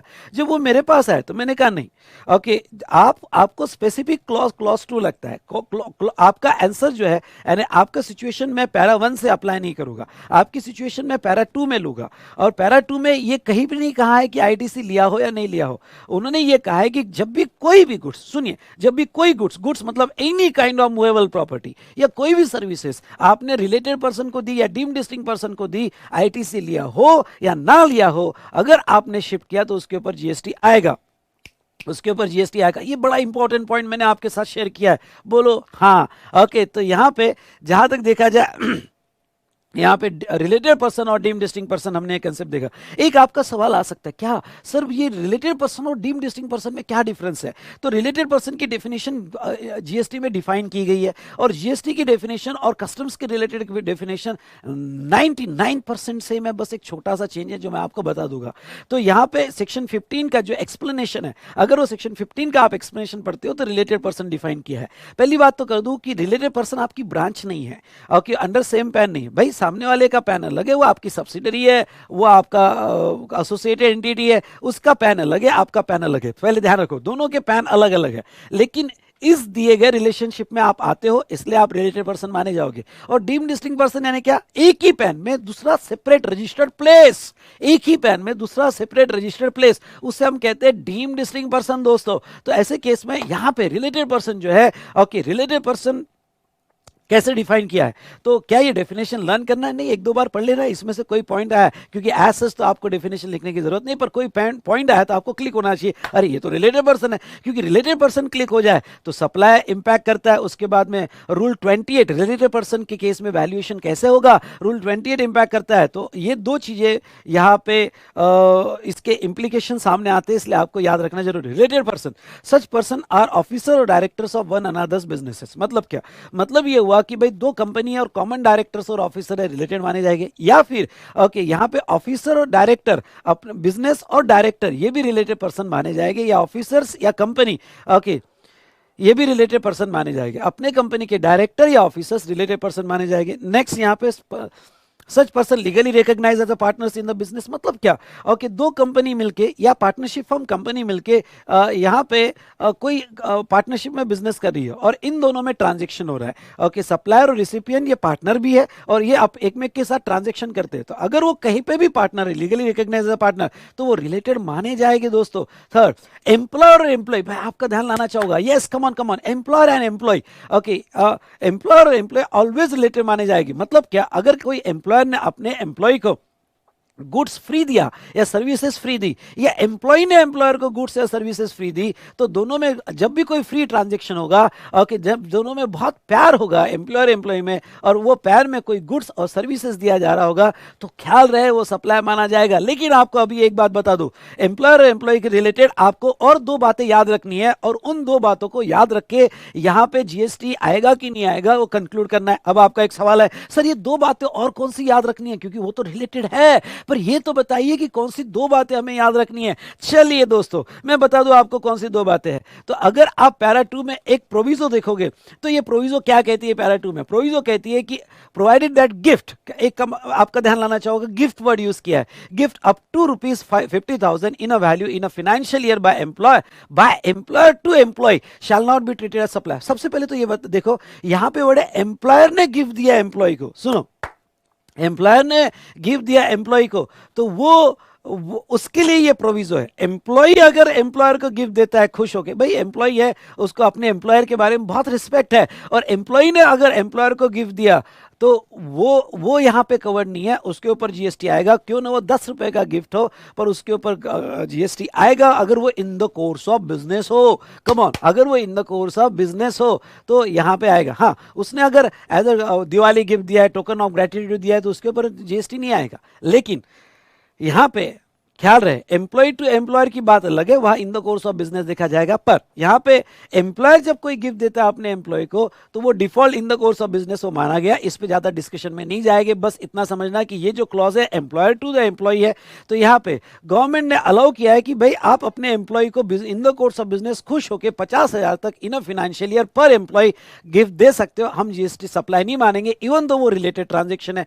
ऐसे केस में ख्याल रहे, एक पॉइंट यहाँ जो डिस्कस किया जाता है, समझ लो पूरे साल भर का पर एम्प्लॉय, पूरे साल भर का पर एम्प्लॉय मेरा जो है 80,000 का गिफ्ट बन गया। तो अगर आपका 50,000 के ऊपर जाता है तो टोटल वैल्यू पे जीएसटी आएगा। ये 50,000 बेसिक डिडक्शन नहीं है, ये क्राइटेरिया फॉर बेनिफिट है। मतलब 50,000 या उससे कम होगा तो बच गए पर एम्प्लॉय, लेकिन अगर आपका पर एम्प्लॉय 50,000 के ऊपर गया तो आपके टोटल अमाउंट पे जीएसटी लगा दिया जाएगा। लो कर लो बात, ओके, यानी 80,000 पे पूरा जीएसटी लगा दिया जाएगा। तो ख्याल रहे, ये पॉइंट आपके ध्यान में होना जरूरी है। लेकिन हम जब आगे शेड्यूल 3 पढ़ेंगे तो शेड्यूल 3 में अगर आपको याद है तो मैं शेड्यूल 3 में service by employ to employer in the course और इन रिलेशन टू एम्प्लॉयमेंट, चलो इसका भी इंपैक्ट देख लेते हैं साथ साथ में, यानी सारी चीजें हमारी ओके एक साथ ही खत्म हो जाएगी। मतलब क्या, अगर कोई एम्प्लॉयर ने एम्प्लॉय को गुड्स दिए, सुनिए, अगर कोई एम्प्लॉयर ने एम्प्लॉय को गुड्स दिए और वो in the course of employment हो गए, इन द कोर्स ऑफ एम्प्लॉयमेंट मतलब क्या, मैंने समझ लो मैं एम्प्लॉयर हूं और मैं अपने एम्प्लॉय को सर्विस दे रहा हूं, उसको कैब सर्विस दे रहा हूं और वो कैब सर्विस के पैसा नहीं ले रहा हूं, लेकिन वो कैब सर्विस देना ये एम्प्लॉयमेंट कॉन्ट्रैक्ट का पार्ट है। ओके, कैब सर्विस देना ये एम्प्लॉयमेंट कॉन्ट्रैक्ट का पार्ट है और मैं अपनी फ्री सर्विस एम्प्लॉय को दे रहा हूं, तो फिर अगर वो एम्प्लॉयमेंट कॉन्ट्रैक्ट का पार्ट होगा तो वो शेड्यूल 3 कवर कर लेगा और वो सप्लाई नहीं माना जाएगा। लेकिन अगर मैं वो बंदे को कैब सर्विस दे रहा हूं फ्री ऑफ कॉस्ट और वो एम्प्लॉयमेंट का पार्ट नहीं है, कैंटीन सर्विस दे रहा हूं फ्री ऑफ कॉस्ट और वो एम्प्लॉयमेंट का पार्ट नहीं है, तो फिर ये पैरा 2 ट्रिग हो जाएगा और ये प्रोविजो भी ट्रिग हो जाएगी और ये कहेंगे रुको एम्प्लॉयमेंट का पार्ट नहीं है, फिर हम आएंगे 50,000 की वैल्यूएशन करो, 50,000 से नीचे या 50,000 के ऊपर है, 50,000 के ऊपर जाता है तो फिर जीएसटी लगाया जाएगा बॉस, चाहे कुछ भी हो जाए। हाँ यस, जीएसटी लगाया जाएगा, हम बोल रहे हैं ना, तो दैट्स ऑल। ओके, ये बात समझ में आई या नहीं आई? जोर से बोलो हाँ सर समझ में आई। चलिए, तो यहां जहां तक देखा जाए तो ये सप्लाई ऑफ गुड्स और सर्विसेज और एम्प्लॉयमेंट वाला कंडीशन में पूरी किया। चलो वापस आ जाते हैं हमारे डेफिनेशन में। जब बात निकली तो दूर तलक चली गई, ओके, तो हमने दूर तलक उसको कवर भी कर लिया। उसके बाद में point four what it says, point 4 says a person directly और इनडायरेक्टली ओन कंट्रोल और होल्ड 25% स्टेक और मोर इन आउटस्टैंडिंग स्टॉक और share in both of them. सबसे पहले तो ये वर्ड को समझने की कोशिश करना, both of them. Both of them यानी वो क्या कहना चाहते हैं? बोथ ऑफ देम मतलब ये एक सप्लायर है और एक रिसिपिएंट है। सुनो, ये सप्लायर और रिसिपिएंट है और कोई तीसरी पार्टी मतलब मैं, ये दोनों के इसमें 25% से ज्यादा मैंने स्टेक होल्ड किया है, तो ये सप्लायर और रिसिपिएंट रिलेटेड माने जाएंगे। तो ऐसे सिचुएशन में सर यहाँ पे हाँ कोई थर्ड कंपनी है और उसने दोनों में स्टेक लिया हुआ है, कोई इन्वेस्टर है दोनों में स्टेक लिया है, समझ लो कोई एजुकेशन सेक्टर में बायजू है और दूसरा वेदांतु है, और एक कोई फॉरेन इन्वेस्टर है उसने दोनों में 25% से ज्यादा स्टेक डाला हुआ है। अब दोनों में 25% से ज्यादा स्टेक डाला हुआ है तो ये बायजू और यहाँ पे वेदांतु ये जो है ये रिलेटेड मान लिए जाएंगे स्टेक, क्योंकि तीसरे का होल्ड है 25% से ज्यादा है। तो अगर ये दोनों रिलेटेड माने जाएंगे और इन दोनों में कोई भी गुड्स और सर्विस के सप्लाई होते हैं तो रिलेटेड ट्रांजेक्शन और रूल 28 उनको अफेक्ट करेगा वैल्यूएशन के लिए। तो चलिए यहाँ पे ठीक है, बोथ ऑफ देम हमने कवर कर लिया। अगर आप कस्टम्स के रिलेटेड की डेफिनेशन देखते हो तो कस्टम के रिलेटेड की डेफिनेशन में ओनली 5% वर्ड है। ओके, बस यही थोड़ा चेंज है, यहाँ 25 है तो उधर 5% का स्टेक रखा हुआ है। Next, one of them directly और इनडायरेक्टली कंट्रोल्स द अदर, मतलब holding subsidiary company. Both of them directly और indirectly control by third person. मतलब क्या, कभी कभी क्या होता है कि किसी थर्ड पर्सन का, वही एग्जांपल, सप्लायर है रिसिपिएंट है और मैं थर्ड पर्सन हूं, मेरा स्टेक नहीं है दोनों में। सुनो, मेरा स्टेक दोनों में नहीं है लेकिन मेरा कंट्रोल है दोनों पे, क्योंकि मैंने दोनों को फाइनेंस किया है। अब मैंने सप्लायर को भी फाइनेंस किया, रिसिपिएंट को फाइनल किया है, जिसके वजह से मेरा कंट्रोल आ जाता है। अगर दोस्तों मेरा कंट्रोल आ जाता है तो वो सिचुएशन में वो दोनों पार्टी सप्लायर और रिसिपिएंट रिलेटेड मान ली जाएगी। और यहाँ पे together they directly indirectly control the third person. समझ लो यहाँ पे वी स्मार्ट ने और यहाँ बाइजू ने दोनों ने मिलकर बोलकर किसी थर्ड कंपनी को के यहाँ पे उनके शेयर्स एक्वायर कर लिए और कंट्रोल कर लिया, भाई दोनों ने मिलकर किसी थर्ड कंपनी को एक्वायर कर लिया, तो वी स्मार्ट और बायजू जो है ये रिलेटेड माने जाएंगे। अगर ये रिलेटेड माने गए तो ऐसे सिचुएशन में कभी भी फ्यूचर में हमारा ट्रांजेक्शन होता है फ्री ऑफ कॉस्ट, तो वो रूल 28 के हिसाब से उसका वैल्यूएशन किया जाएगा, और वैल्यूएशन रूल 28 में हम आगे देखेंगे। ओके, अगर आप फाइनल लेवल पे हो तो हम देखेंगे रूल 28 आपको अप्लीकेबल है। ओके, लेकिन अगर आप इंटर लेवल पे हो तो फिर वो सिचुएशन में रूल 28 आपको अप्लीकेबल नहीं है। पर मैं आपके रेफरेंस के लिए कह देता हूं कि वैल्यूएशन रूल 28 के हिसाब से यहां पे हम वैल्यूएशन करेंगे। Now, next beta, both of them directly or indirectly control, together directly indirectly control the third person, and they are the member of same family. अब ख्याल रहे बेटा, सेम फैमिली। अब आपके लिए एक होमवर्क दूंगा, मैंने फैमिली की डेफिनेशन यहाँ नहीं ली है, स्पेस नहीं मिली यहाँ पे, तो पर मैं आपको बता दूं फैमिली की डेफिनेशन जो है आपको जरूर याद रखना है। और वो क्या, यहाँ अगर आप स्पाउस और सन, ध्यान सुनना, स्पाउस और सन ऑलवेज फैमिली मानी जाएगी, और उनके साथ इन the course of business, come on, in the course of business कोई भी ट्रांजैक्शन होते हैं फ्री ऑफ कॉस्ट, तो ऐसे केस में जीएसटी आएगा। लेकिन brother sister parent, I repeat, brother sister parent, ये जो है ये फैमिली के डेफिनेशन में तभी आएंगे अगर वो डिपेंडेंट हो। आई रिपीट, अगर वो डिपेंडेंट हो तो ही फैमिली के डेफिनेशन में आएंगे जीएसटी के, अदरवाइज जीएसटी के फैमिली के डेफिनेशन में नहीं आएंगे। Explanation, person who are associated in the business of one another in that one is sole agent, sole distributor or sole, ये गलती से डबल आ गया, sole agent or sole distributor or sole concessionaire however described of other shall be deemed to be related। मतलब ये explanation का ये कहना है कि अगर आपका सोल डिस्ट्रीब्यूटर होगा, सोल एजेंट होगा या सोल कंसेशनर होगा तो वो रिलेटेड माना जाएगा, वो जीएसटी में रिलेटेड माना जाएगा। इसका ही उल्टा कस्टम में है, कस्टम में वो रिलेटेड नहीं माना जाता है, लेकिन यहां पे वो रिलेटेड माना जाएगा। चलिए, तो ये हमने देखा रिलेटेड और डीम्ड डिस्टिंक्ट पर्सन। उसके बाद में यहां पे पैरा 3, चलो पैरा 3 यहां कवर कर लेते हैं। पैरा 3 जनरली प्रिंसिपल और एजेंट उसकी रिलेशनशिप कवर करता है। अब थोड़ा आपको बताओ, क्या ये जो 3 लोग हैं, आपने आपके रिलेटेड को फ्री दिया, आपने आपके ब्रांच को फ्री दिया, और पैरा 3 में आपने अपने कंसाइनमेंट एजेंट को स्टॉक ट्रांसफर किया। तो स्टॉक ट्रांसफर गवर्नमेंट ने आइडेंटिफाई किया कहां कहां हो सकता है जहां फ्री दिया जा सकता है गुड्स और सर्विसेज। तो अब अगर आप थोड़ा एनालिसिस करो तो ये एनालिसिस में यहाँ पे आपको क्लियर दिख जाएगा कि पैरा 2 में रिलेटेड पर्सन या डीम्ड डिस्टिंक्ट पर्सन में उन्होंने दोनों कवर किया है, गुड्स और सर्विसेज। सर्विसेज भी फ्री दी तो वो फ्री सप्लाई में कवर कर लिया जाएगा और उसके ऊपर जीएसटी आएगा। अगेन आई रिपीट, कंसिडरेशन हो या ना हो, ठीक है, कंसिडरेशन हो या ना हो। चलिए, अब यहां पे प्रिंसिपल और एजेंट के केस में वो ओनली गुड्स कवर करते, ख्याल रहे, वो ओनली गुड्स कवर करते, सॉरी, वो ओनली यहां पे गुड्स कवर करते, सर्विसेज कवर नहीं करते, ठीक है। और एक्चुअली देखा जाए तो एजेंट भी एक तरह से आपकी ब्रांच ही है, लेकिन सेपरेट एंटिटी है, सेपरेट पैन है, पर प्रिंसिपली बिजनेस कोर्स में आपकी ब्रांच ही रहती है, ठीक है, आपका एजेंट है। तो अब वो ट्रांजेक्शन वो कवर करना चाहते, वो क्या कहना चाहते हैं, supply by principal to his agent, I repeat, supply by principal to his agent where agent undertake to supply such goods on the behalf of principal. तो आपका एक ध्यान एक वर्ड पे लाना चाहूंगा, agent undertake to supply such goods on the behalf of principal, ठीक है। अब जैसे अगर आप जीएसटी में एजेंट की डेफिनेशन देखोगे तो यहाँ पे अब देखो, ये जो एजेंट वगैरह की डेफिनेशन मैंने बाद में वैल्यूएशन में कवर की है, लेकिन एजेंट की डेफिनेशन देखोगे तो एजेंट की डेफिनेशन बहुत बड़ी डेफिनेशन है, उसमें सभी एजेंट आ जाते हैं, इंक्लूडिंग अर्तिया, ऑक्शनियर वगैरह सब एजेंट्स आ जाते हैं। हाँ, और इससे रिलेटेड एक सर्कुलर एक्सप्लेन कर दूंगा और बाद में जब हम सर्कुलर देखेंगे तो उसमें भी डिटेल में बता दूंगा।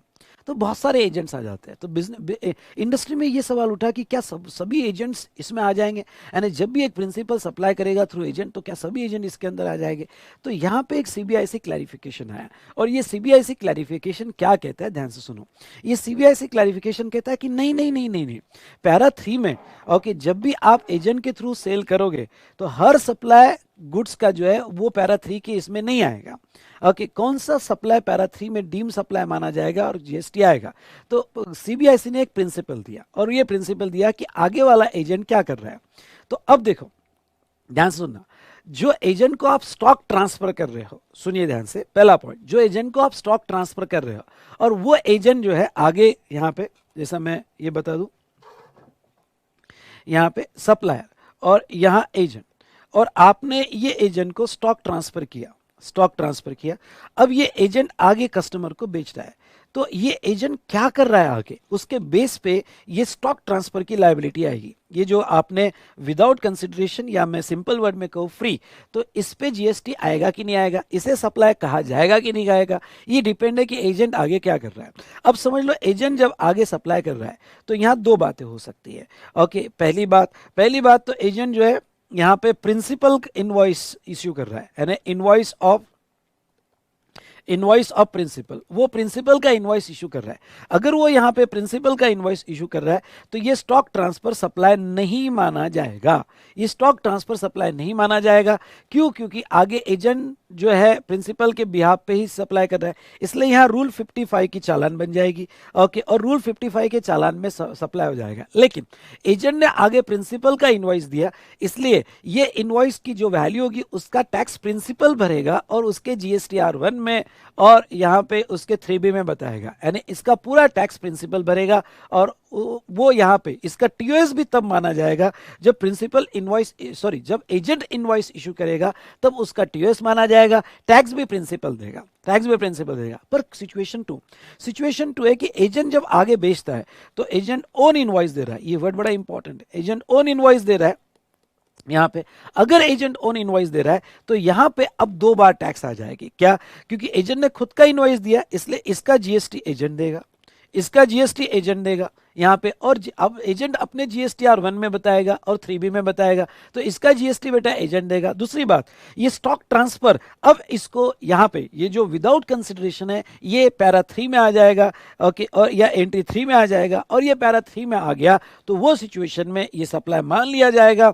और ये सप्लाई जो है मान लिया गया तो प्रिंसिपल को अब टैक्स एजेंट के इनवॉइस पे नहीं देना है, क्योंकि एजेंट ने अपना खुद का इनवॉइस दिया है, तो प्रिंसिपल को टैक्स ये स्टॉक का वैल्यूएशन होगा, और ये स्टॉक का valuation rule 29 of CGST rule valuation उसके हिसाब से किया जाएगा। और ये जो स्टॉक का वैल्यूएशन है, ओके, यहाँ पे वो स्टॉक का वैल्यूएशन करके सप्लायर उसका टैक्स देगा, और इसके ऊपर जो जीएसटी लगा, इस जीएसटी का क्रेडिट ओके यहाँ एजेंट को मिल जाएगा। तो ये अपने जीएसटीआर 1 में अलग असेस करेगा, ये अपने जीएसटीआर 1 में अलग असेस करेगा। आई होप आपको समझ में आएगा। तो पूरा खेल जो है बेटा, ये खेल इस वर्ड पे है कि यहाँ पे इनवॉइस किसका, ओके, एजेंट क्या कर रहा है उसके बेस पर यहाँ पे पूरा खेल रहेगा। ठीक है, तो यहाँ पे हु अंडरटेक फर्दर सप्लाई, इसमें यह देखना बहुत जरूरी है कि, सॉरी बेटा जस्ट मिनट,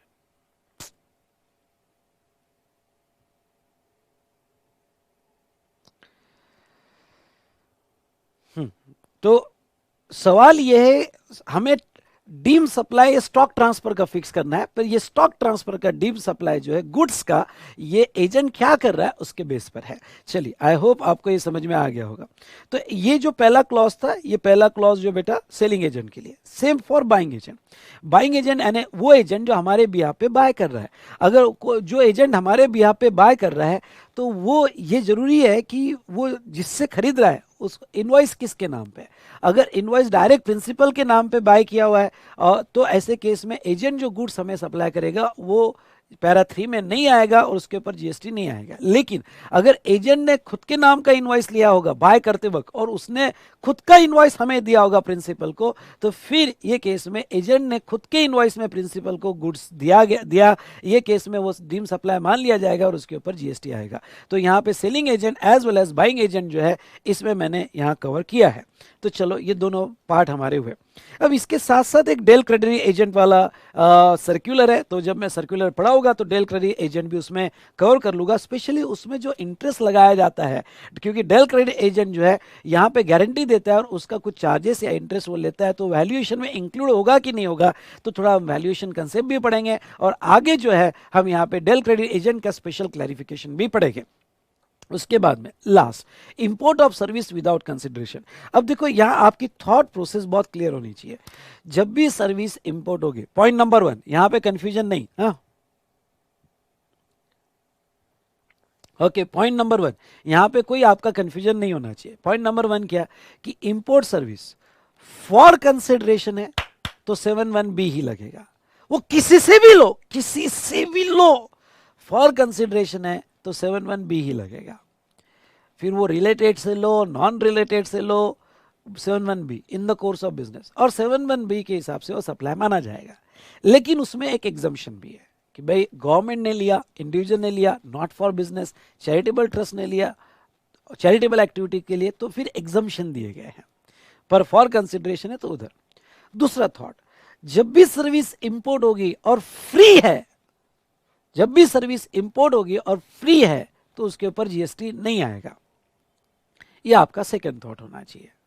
डन, उसके ऊपर जीएसटी नहीं आएगा, ये आपका सेकंड थॉट होना चाहिए। लेकिन अब थर्ड थॉट क्या है, जब भी सर्विस इंपोर्ट हो रही है, फ्री है और इन द कोर्स ऑफ बिजनेस है, जब भी सर्विस इंपोर्ट हो रही है, फ्री है और इन द कोर्स ऑफ बिजनेस है, तो फ्री इंपोर्ट सर्विस पे टैक्स एक ही केस में आ सकता है, अगर ये आपने रिलेटेड से ली या आपने ओन अपनी एस्टेब्लिशमेंट से ली जो इंडिया के बाहर है।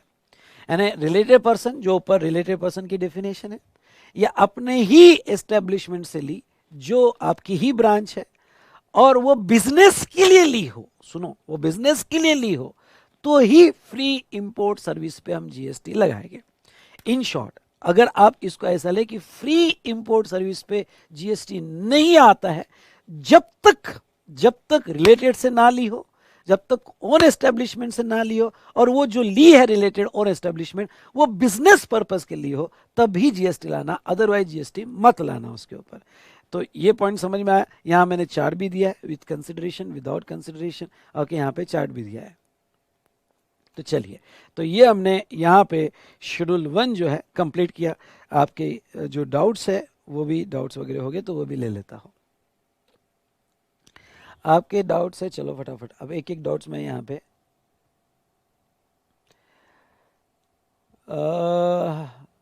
If immovable property is sold without consideration, तो इमूवेबल प्रॉपर्टी अगर विदाउट कंसिडरेशन है तो जीएसटी का लेना देना ही नहीं है भाई। करो आपको जो भी से क्या करना है इमूवेबल प्रॉपर्टी का, क्योंकि ये तो पैरा 3 में आ ही जाएगा कि जो भी इमूवेबल प्रॉपर्टी आपने सेल वगैरह किया वो सप्लाई माना ही नहीं जाता है।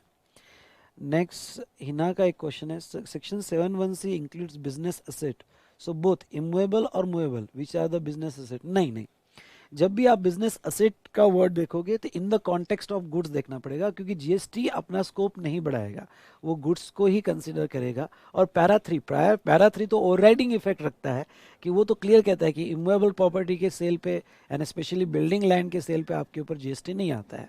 तो ऐसे केस में आपको मूवेबल के कॉन्टेक्स्ट में उसको पढ़ना पड़ेगा। रजत का एक सवाल है और ये है कि employer gives a goods as a gift on which GST rate in market 18% rupees 80,000, then जो जीएसटी लगता है वो किस रेट से चार्ज होगा?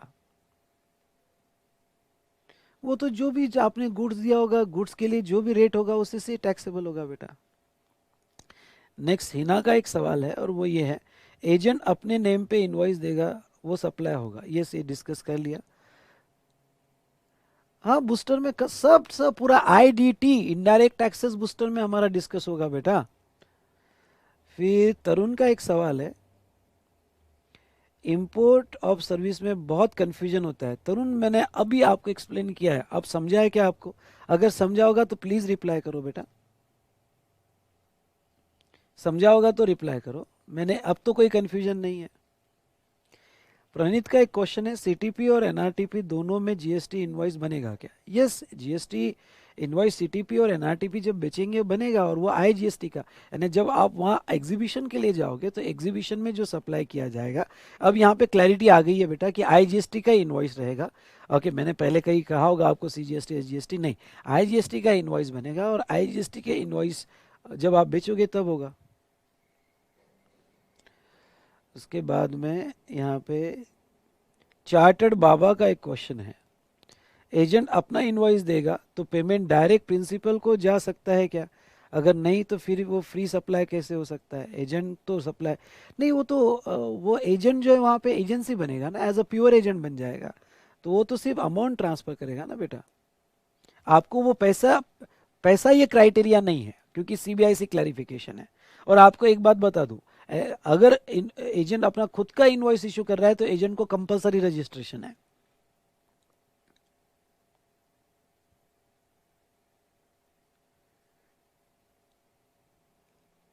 उसके बाद में 17.5 में ब्लॉक है तो आईटीसी ही नहीं ले पाएंगे कभी भी।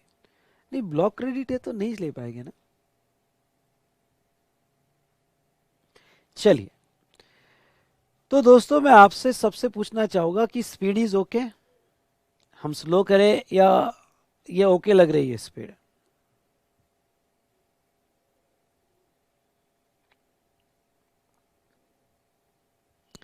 नहीं प्रथमेश, कैसा है, ये सप्लाई कंसेप्ट वगैरह आपके बहुत अच्छे से हुए हैं, तो मुझे अपने बूस्टर रिवीजन में ये मैनेज करके चलना है कि जो कंसेप्ट आपके अच्छे से हुए हैं वहाँ स्पीड लेना है, जो अच्छे से नहीं हुए हैं वहाँ मैं स्लो चलूँगा। तो यस, जो भी स्टूडेंट्स मेरे से कनेक्टेड है, please take regular English classes.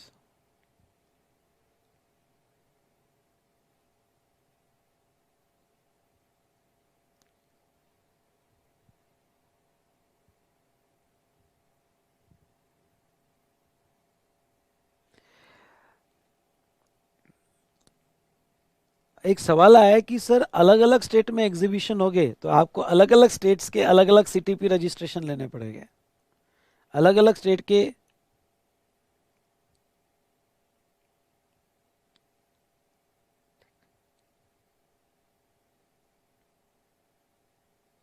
अलग अलग आपको रजिस्ट्रेशन लेने पड़ेंगे। चलिए। कोई तो कह रहा है कि स्पीड स्लो है। बेटा ये चार्ट रिवीजन नहीं है, चार्ट रिवीजन में तो इससे ज़्यादा स्पीड होती है।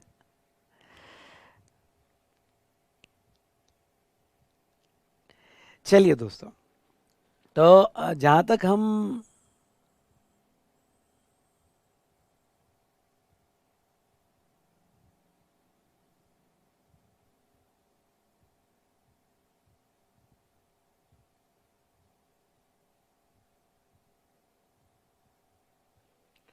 चलो फटाफट बताओ, सभी को स्पीड परफेक्ट लग रही है?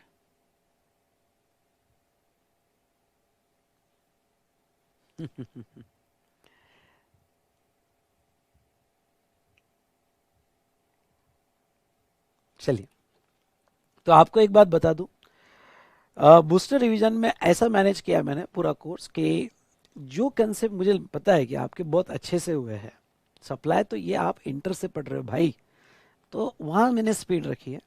जहाँ मुझे ऐसा लगता है कि नहीं ये कंसेप्ट को मैंने थोड़ा और डिटेल में लेना चाहिए, तो वहाँ मैंने स्पीड को मैनेज किया है।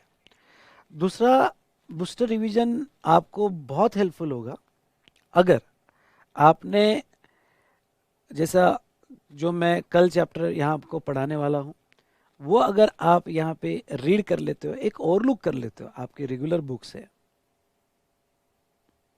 आपके रेगुलर बुक से जैसे एक ओवरलुक कर लो। ओवरलुक करने के बाद अगर मेरा बूस्टर रिवीजन करोगे, just mind mapping, page turn कर लो, हमने क्या क्या पढ़ा था, क्या क्या पढ़ा था, ये याद करो, तो आपको क्या होगा कि मेरा बूस्टर रिवीजन जो है वो आपको यहाँ पे बहुत हेल्पफुल होगा, बहुत ज़्यादा ही हेल्पफुल होगा। और उसके साथ साथ क्वेश्चन है, आपको सिर्फ क्या करना है, कल जो मैं पढ़ाने वाला हूँ उसका 1 घंटा पहले पढ़ लेना है, वो चैप्टर्स 1 घंटा पहले पढ़ लेना है, तो आपको बहुत ही हेल्पफुल होगा बूस्टर रिवीजन। तीसरी बात मैं आपको ये कहूँ कि जो स्टूडेंट्स ये अप्रोच से बैठे कि पिछले 3-4 महीने में या साल भर से कुछ नहीं पढ़ा और डायरेक्ट बूस्टर रिवीजन कर रहे हैं, उनको स्पीड मेरी ज़्यादा लग सकती है। तो क्यों? क्योंकि माइंड को कनेक्ट होने को थोड़ा टाइम चाहिए और ये स्पीड के साथ टाइम चाहिए, तो इसलिए आप जो भी, जहाँ पे भी जो भी फैकल्टी के पास आपने क्लास लगाया है, तो उन्होंने जो पढ़ाया था एक जस्ट ओवरलुक कर लो, आप सब्जेक्ट से कनेक्ट हो जाओ।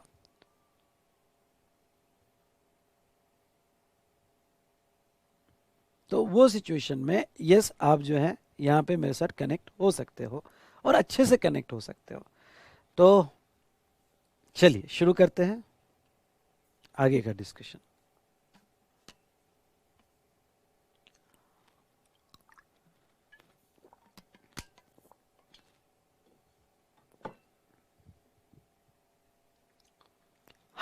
आपने सेल्फ स्टडी भी किया होगा बेटा, तो सेल्फ स्टडी के केस में भी मैं आपको ये कहना चाहूँगा और लुक कर लेना, और लुक करने के बाद आपको स्पीड बहुत ही नॉर्मल लगेगी। पर आप अगर 3-4 महीने बाद डायरेक्ट कनेक्ट हो गए तो आपको थोड़ा फास्ट तो लगेगा ही। ठीक है,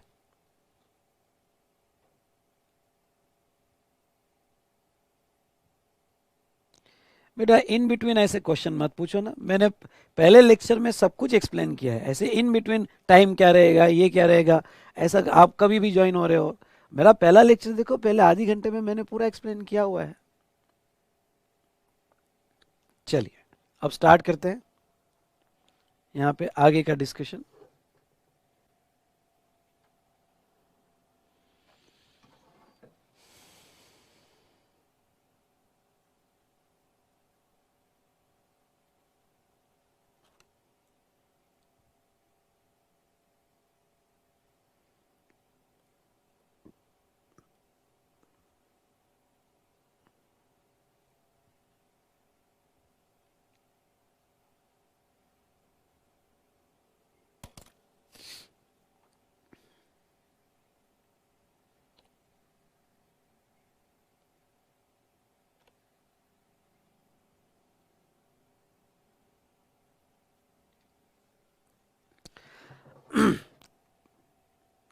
चलिए दोस्तों आ जाइए, अब हम आगे का डिस्कशन सेक्शन 7 to A पे करेंगे, सप्लाई एक्सक्लूड्स। अब ध्यान दीजिए,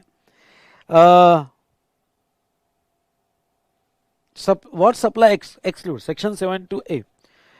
इसमें 7 to A और सेक्शन 7 to B दो क्लॉजेस कवर होते हैं। सबसे पहले तो हम कवर करेंगे 7 to A, सप्लाई क्या एक्सक्लूड करता है।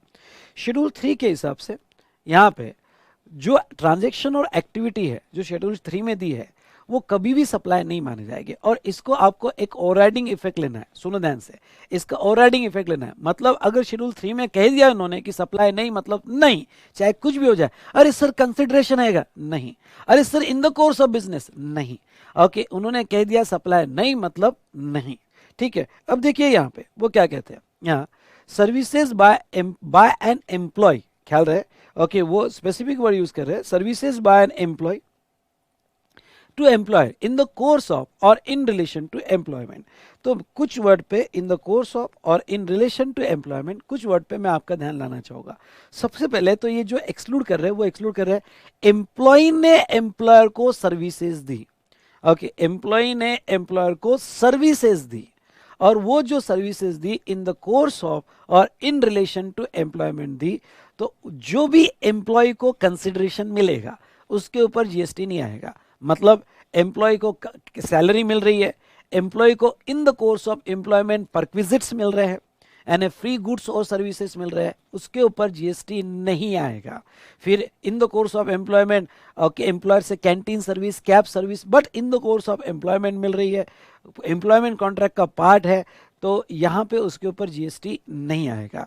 चलिए अब मैं आपका ध्यान दो वर्ड पे लाना चाहूंगा, वो है इन द कोर्स ऑफ और इन रिलेशन टू एम्प्लॉयमेंट।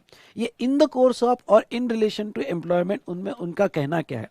इनका कहना है यहाँ पे इन द कोर्स ऑफ मतलब आपको सैलरी और वेजेस मिल रहे हैं in the course of employment, perquisite मिल रहे हैं in the course of employment, तो उसके ऊपर जीएसटी नहीं। कभी कभी कुछ पैसा आपको इन द कोर्स ऑफ एम्प्लॉयमेंट नहीं होता है, पर इन रिलेशन टू एम्प्लॉयमेंट होता है। अगर वो इन रिलेशन टू एम्प्लॉयमेंट है तो वो भी जीएसटी के बाहर रखा जाएगा और उसके ऊपर भी जीएसटी नहीं आएगा दोस्तों। चलिए अब थोड़ा मैं यहाँ पे 2-3 चीजें लेना चाहूंगा। पहले compensation for premature termination. अब ये compensation for premature termination क्या है? ये जो है यहाँ पे बहुत सी बार एम्प्लॉय के साथ हमारे कॉन्ट्रैक्ट होते हैं। कॉन्ट्रैक्ट ऐसे होते हैं कि चलो वैसे तो हमारा कॉन्ट्रैक्ट जो है 3 साल का है, बॉन्ड 3 साल का है, लेकिन अगर आपको 3 साल में कभी भी पहले टर्मिनेट कर दिया जाए, हो सकता है ना, अब कोविड के पीरियड में ऐसा हुआ कि भाई काम नहीं था या ऑर्डर्स नहीं आ रही थी तो एम्प्लॉय को टर्मिनेट कर दिया गया, बहुत सारी प्री मैच्योर टर्मिनेशन हो गया। ओके, 1.5 साल बाद 2 साल बाद ही टर्मिनेट कर दिया गया। तो बहुत सी सॉफ्टवेयर कंपनी या बड़ी बड़ी कंपनी जब प्री मैच्योर एम्प्लॉय का टर्मिनेशन करती है तो उनको यहाँ पे कुछ कंपेंसेशन देती है। अब समझ लो मैं एक एम्प्लॉय हूँ और मुझे 1.5 साल में ही टर्मिनेट कर दिया गया, जबकि मेरा कॉन्ट्रैक्ट 3 साल का था। अब मुझे अगर 1.5 साल में टर्मिनेट कर दिया गया तो वो सिचुएशन में यहाँ पे मुझे 3 महीने की सैलरी लमसम दी, मैंने कंपेंसेशन दिया, सैलरी नहीं, कंपेंसेशन दिया 3 महीने के सैलरी का। समझ लो 3 महीने की सैलरी मेरी 3 लाख रुपए उन्होंने कंपेंसेट करके दे दिया। अब सवाल ये है कि जो मुझे पैसा मिला, ख्याल रहे जीएसटी में जिसको पैसा मिलता है वो ऑलवेज सप्लायर होता है, क्योंकि पैसा ही आपके सप्लाई का मिला। मैं अपने एम्प्लॉयर को सर्विसेज दे रहा था, मुझे जहां तक है कंपेंसेशन मिला। बात अब सैलरी और वेजेस की नहीं है, बात है कि इसके अकाउंट में जो 3 लाख रुपए कंपेंसेशन आए, तो क्या वो कंपेंसेशन सर्विस की डेफिनेशन में आएंगे, क्योंकि सर्विस मतलब एनीथिंग अदर देन गुड्स, तो वो कंपेंसेशन अमाउंट जो मिला क्या उसके ऊपर जीएसटी आएगा? तो यहाँ पे ये बात सीबीआईसी ने क्लैरिफाई की कि नहीं, प्री मैच्योर टर्मिनेशन जो उसे मिला वो इन रिलेशन टू एम्प्लॉयमेंट मिला, क्योंकि एम्प्लॉयमेंट कॉन्ट्रैक्ट में क्लियर लिखा हुआ था कि अगर हम प्री मैच्योर टर्मिनेशन देते हैं तो वो सिचुएशन में आपके ऊपर आपको कंपेंसेशन दिया जाएगा, मतलब वो इन रिलेशन टू एम्प्लॉयमेंट है, और इन रिलेशन टू एम्प्लॉयमेंट उसको ये मिलता है तो उसके ऊपर जीएसटी नहीं आएगा। दूसरा, परक्विजिट्स, बहुत सारे परक्विजिट्स आपको मिलते हैं और वो इन रिलेशन टू एम्प्लॉयमेंट है, यानी एम्प्लॉयमेंट कॉन्ट्रैक्ट के क्लॉज में रखा हुआ है, तो उसके ऊपर जीएसटी नहीं आएगा दोस्तों। तो ये था compensation for premature termination. Next, non compete fees received by an employee from employer. ध्यान से सुनिएगा, नॉन कॉम्पीट फीस। अब ये नॉन कॉम्पीट फीस क्या है? समझ लो मेरा एक एम्प्लॉय है, ध्यान सुनना, मेरा एक एम्प्लॉय और वो छोड़ के जा रहा है, पर मुझे डर है कि ये जो एम्प्लॉय छोड़ के जा रहा है ये मेरे कॉम्पिटिटर को ज्वाइन कर लेगा, ओके, या फिर ये सेक्टर में किसी और को ज्वाइन कर लेगा। अब इसने तो मेरे लिए जो है बहुत काम किया है और किसी और को ज्वाइन कर लेगा तो मेरे उस पिछले 4 साल 5 साल मेरे साथ साथ मेरी सभी स्किल जो है वो किसी दूसरे को दे देगा। तो मैंने उसको बुलाया कि देख भाई, तेरा बॉन्ड खत्म हो गया, हमारा एम्प्लॉयमेंट खत्म हो गया है, लेकिन मैं तुझे कुछ पैसा देता हूँ। और पैसा किस बात का? तो मैं भाई, तू किसी और को ज्वाइन नहीं करेगा, उसके लिए तुझे यहाँ पे नॉन कॉम्पिट फीस मैं 50 लाख देता हूँ। तो अब देखो, आप मेरे पे ध्यान मत देना, एम्प्लॉय पे ध्यान देना, उसको 50 लाख कुछ ना करने का मिला। अब सर्विस मतलब एनीथिंग अदर देन गुड्स, कुछ ना करने का भी पैसा अगर एम्प्लॉय को मिलता है तो यहाँ पे यस वो भी सर्विस मानी जाएगी। सवाल ये है कि जो उसको 50 लाख मिला, क्या वो in the course of employment है, इन रिलेशन टू एम्प्लॉयमेंट है, I repeat, in the course of employment है या इन रिलेशन टू एम्प्लॉयमेंट है? तो यहां पे अगेन क्लैरिफिकेशन है कि नहीं, ये नॉन कॉम्पिट फीस जो आपने 50 लाख दिए एम्प्लॉय को, वो आपके एम्प्लॉयमेंट कॉन्ट्रैक्ट से रिलेटेड बिल्कुल भी नहीं है।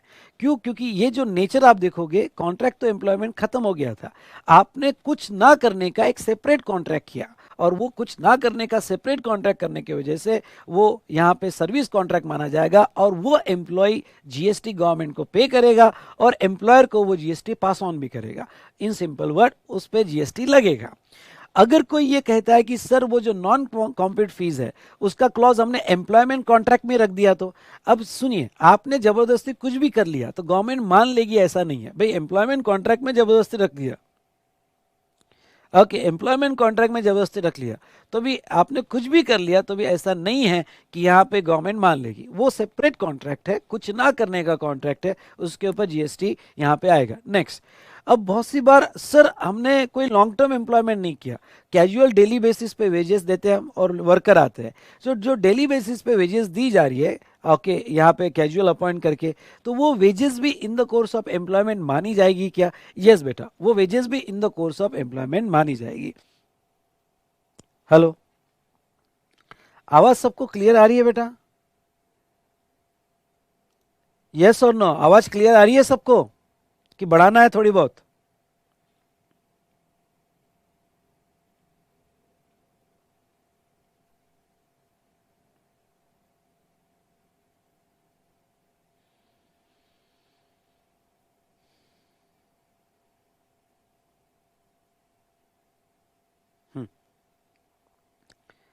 नालायक हो, रिप्लाई तो दो। चलिए,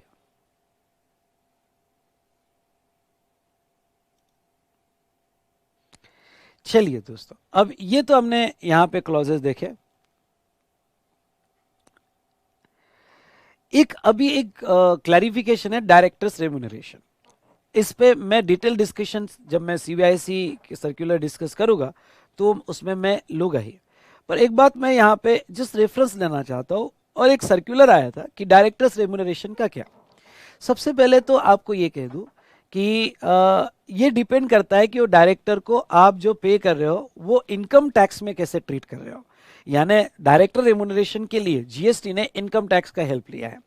अगर उसका टीडीएस कट रहा है, ध्यान सुनिएगा, और वो टीडीएस जब डायरेक्टर को पे कर रहे हो, और डायरेक्टर को पे करते वक्त आप टीडीएस जो है एज अ सैलरी का टीडीएस काट रहे हो, I repeat as a salary का टीडीएस काट रहे हो, तो वो केस में वो in the course of employment माना जाएगा। और वो in the course of employment मानने की वजह से डायरेक्टर को जो पैसा मिला उसके ऊपर जीएसटी बिल्कुल भी नहीं आएगा। लेकिन अगर आपने टीडीएस एज अ सैलरी नहीं काटा, एज अ प्रोफेशनल फीस या अदर कॉन्ट्रैक्ट फीस में आपने टीडीएस काटा गया, तो फिर वो सर्विस मानी जाएगी। और डायरेक्टर ने अगर सर्विस बॉडी कॉर्पोरेट और कंपनी को दिया तो वो सिचुएशन में रिवर्स चार्ज में बॉडी कॉर्पोरेट और कंपनी पे रिवर्स लायबिलिटी आएगी। तो वो एक सर्कुलर जो था वो हम आगे और डिस्कस करेंगे। तो ये कुछ इंपॉर्टेंट पॉइंट्स मैंने यहाँ पे डिस्कस किए। नेक्स्ट सेकेंड एक्टिविटी जो शेड्यूल 3 में कवर की और वो सप्लाई नहीं मानी जाएगी, वो है कोर्ट और ट्रिब्यूनल की फीस। इंडिया में जितने भी कोर्ट और ट्रिब्यूनल है जो यहाँ पे फीस चार्ज करते हैं वो यहाँ सप्लाई बिल्कुल भी नहीं माना जाएगा। यहाँ उन्होंने कोर्ट और ट्रिब्यूनल की इंटीग्रिटी रखी है, उनका डिग्निटी रखा हुआ है, इसलिए वो कभी भी सप्लाई नहीं मानी जाएगी और उसके ऊपर जीएसटी नहीं आएगा दोस्तों, ठीक है। लेकिन एक बात इसके साथ और एक्सप्लेन करना चाहूंगा और वो है आर्बिट्रल ट्रिब्यूनल। आर्बिट्रल ट्रिब्यूनल ये कोर्ट नहीं माने जाते हैं, ये आर्बिट्रेटर एक सेपरेट आर्बिट्रेशन एक्ट के तहत प्राइवेट बॉडी मानी जाती है जिसके डिसीजन को लीगल बाइंडिंग है। लेकिन आर्बिट्रेशन यानी आर्बिट्रल ट्रिब्यूनल ये सेपरेट बॉडी है।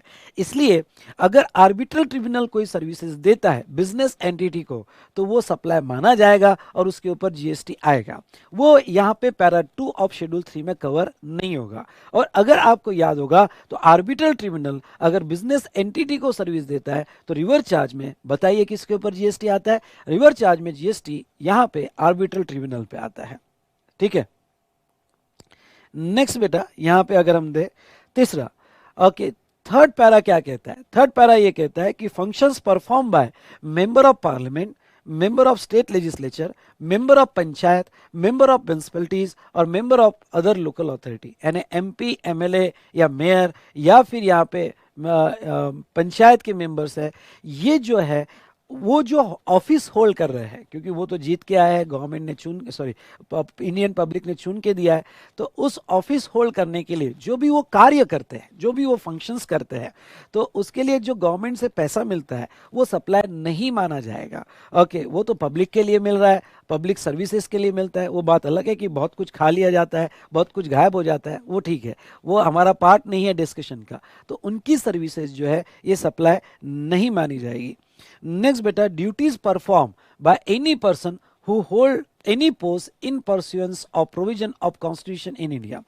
मतलब कुछ कॉन्स्टिट्यूशनल पोस्ट होती है, एग्जाम्पल के तौर पे यहाँ पे गवर्नर की पोस्ट जो है ये कॉन्स्टिट्यूशनल पोस्ट है।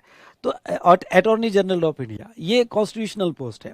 तो ये कॉन्स्टिट्यूशनल पोस्ट पे किसी को अपॉइंट किया जाता है जिसको ऑनररी अमाउंट दिया जाता है। तो अगर किसी को भी कॉन्स्टिट्यूशनल पोस्ट पे अपॉइंट किया गया और उनको ऑनररी अमाउंट दिया जा रहा है तो वो केस में उसके ऊपर भी जीएसटी नहीं आएगा, वो सप्लाई नहीं माना जाएगा। और next C, duties perform by any person as a chairperson or member of director in a body established by central government or state government or local authority। समझ लो कोई ऐसी बॉडी जो यहाँ पे गवर्नमेंट ने बनाई है, सेंट्रल गवर्नमेंट ने बनाई है, स्टेट गवर्नमेंट ने बनाई है, ओके, या लोकल अथॉरिटी ने बनाई है। एग्जाम्पल लो यहाँ पे रूरल डेवलपमेंट कमिटी और रूरल डेवलपमेंट बोर्ड, ये बॉडी गवर्नमेंट ने बनाई हुई है। और ये जो बॉडी गवर्नमेंट ने बनाई है इसमें कुछ बोर्ड पे या कमेटी में कुछ प्राइवेट मेंबर्स को भी अपॉइंट किया जाता है। मतलब गवर्नमेंट एम्प्लॉय होते ही है, साथ साथ में प्राइवेट मेंबर्स भी होते हैं जो वहाँ के लोकल फेमस लोग होते हैं, वो भी होते हैं। और उनको as a chairperson, as a member, as a directorship अगर उनको दिया जा रहा है जिसके लिए उनको एक ऑनररी अमाउंट पे किया जाता है, तो गवर्नमेंट एस्टेब्लिश बॉडी पे अगर किसी को भी अपॉइंट किया गया as a chairperson, as a member, as a director जिसको ऑनररी अमाउंट दिया जा रहा है, तो वो सिचुएशन में यहां जो है यस वो भी सप्लाई नहीं माना जाएगा।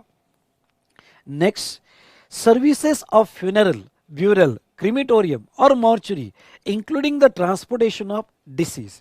मतलब क्या, गवर्नमेंट ये कहती है कि कोई भाई अब जा रहा है, ओके, उसने अपनी जिंदगी जी लिया है और जा रहा है, तो जाते वक्त उसके ऊपर जीएसटी का बर्डन ना हो, इसलिए फ्यूनरल करते वक्त जो भी आपने यहाँ पे सर्विसेज ली, ओके, या जो ब्यूरल करते वक्त जो भी वहाँ पे सर्विसेज दी भाई, फ्यूनरल करते वक्त लकड़ी का सर्विसेज है, जो आप यहाँ पे शमशान में जा रहे हो तो जो भी लकड़ी की सर्विसेज है, या जो भी वहाँ अथॉरिटी है उनकी सर्विसेज ली, वो उनकी सर्विसेज पे जीएसटी कभी नहीं आएगा। या ब्यूरल या क्रीमेटोरियम और मॉर्चरी सर्विसेज जो वहाँ ली जाती है उनके ऊपर जीएसटी कभी नहीं आएगा।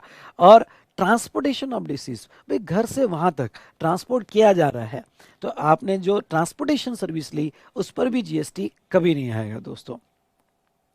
उसके बाद में नेक्स्ट अगर हम यहां पे ले तो sale of land subject to clause B para schedule sale of building. अब मैं आपको एक बात डिस्कस करना चाहूंगा, और वो क्या, अगर आपको पता हो तो गुड्स यानी क्या, बड़ा अच्छा एनालिसिस है और इंटरप्रिटेशन आपको कैसे लेना है। देखो यहाँ पे गुड्स यानी क्या, गुड्स मतलब any kind of movable property, any kind of movable property. और सेकंड सर्विस यानी क्या, अगर सर्विस आप देखते हो तो सर्विस मतलब anything, anything other than goods, anything other than goods, इसे सर्विस माना जाएगा। अब एनीथिंग अदर देन गुड्स, अगर आप इसका बहुत क्लीन और क्लियर मीनिंग लेते हो तो एनीथिंग अदर देन गुड्स में यहाँ पे जो मूवेबल नहीं है, जो मूवेबल नहीं है वो मूवेबल छोड़ के बाकी सब जो है वो सर्विस में आ जाता है। अगर हम सिंपल वर्ड में देखें तो यहाँ पे immovable property, immovable property literal meaning में जाए तो यस वो सर्विस मानी जाती है। इमूवेबल प्रॉपर्टी वो सर्विस मानी जाती है क्योंकि सर्विस मतलब एनीथिंग अदर देन गुड्स, फिर क्यों ना वो इमूवेबल प्रॉपर्टी हो। अगर इमूवेबल प्रॉपर्टी के कोई भी ट्रांजैक्शंस होते हैं, इमूवेबल प्रॉपर्टी के कोई भी ट्रांजैक्शंस होते हैं तो वो सर्विस माना जाएगा क्योंकि एनीथिंग अदर देन गुड्स बोला है। अब हम अगर इमूवेबल प्रॉपर्टी के ट्रांजैक्शंस देखें तो यहां पे हम लेते हैं, ध्यान से सुनिएगा, बिल्डिंग, सॉरी बेटा, इमूवेबल प्रॉपर्टी में क्या होता है, लैंड, बिल्डिंग और other immovable property. Other immovable property मैं तीन इसमें डिवाइड करता हूं, लैंड, बिल्डिंग और अदर इमूवेबल प्रॉपर्टी। अब वो क्या कहते हैं यहां पे, ध्यान से सुनिएगा, लैंड, बिल्डिंग और other immovable property. Other immovable property यानी क्या, भाई कोई फिक्स मशीन है, फिक्स टावर है, स्टोरेज टैंक है, यहाँ पे जो ऐसा कुछ कोई भी अदर चीजें जो फिक्स है, can not be shifted from one place to another place. Okay, mobile towers है, can not be shifted from one place to another, तो उसे जो है यहाँ पे इमूवेबल प्रॉपर्टी मानी जाएगी।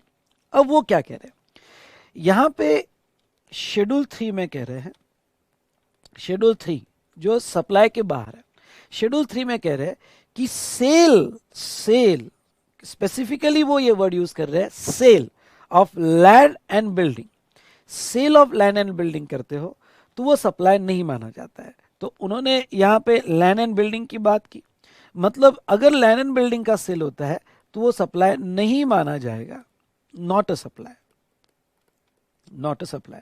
देखो बेटा यहाँ पे अब मैं देखो स्लो हो गया, मुझे पता है कि कहाँ मुझे स्लो होना है, कहाँ मुझे फास्ट होना है। पूरा रिवीजन ऐसा नहीं चलेगा कि मैं फास्ट चल रहा हूँ, ओके, मुझे कहाँ आपका फोकस लाना है, कहाँ सवाल पूछे जाते हैं, जहाँ क्वेश्चन पूछे जाते हैं, कहाँ स्लो होना है, कहाँ आपको ज़्यादा कन्फ्यूजन होता है, ये मेरे पे छोड़ो। हमारा ये जो 65 to 70 आवर्स का डिस्कशन बहुत अच्छा होगा और आप रियली बहुत एंजॉय करोगे, ठीक है।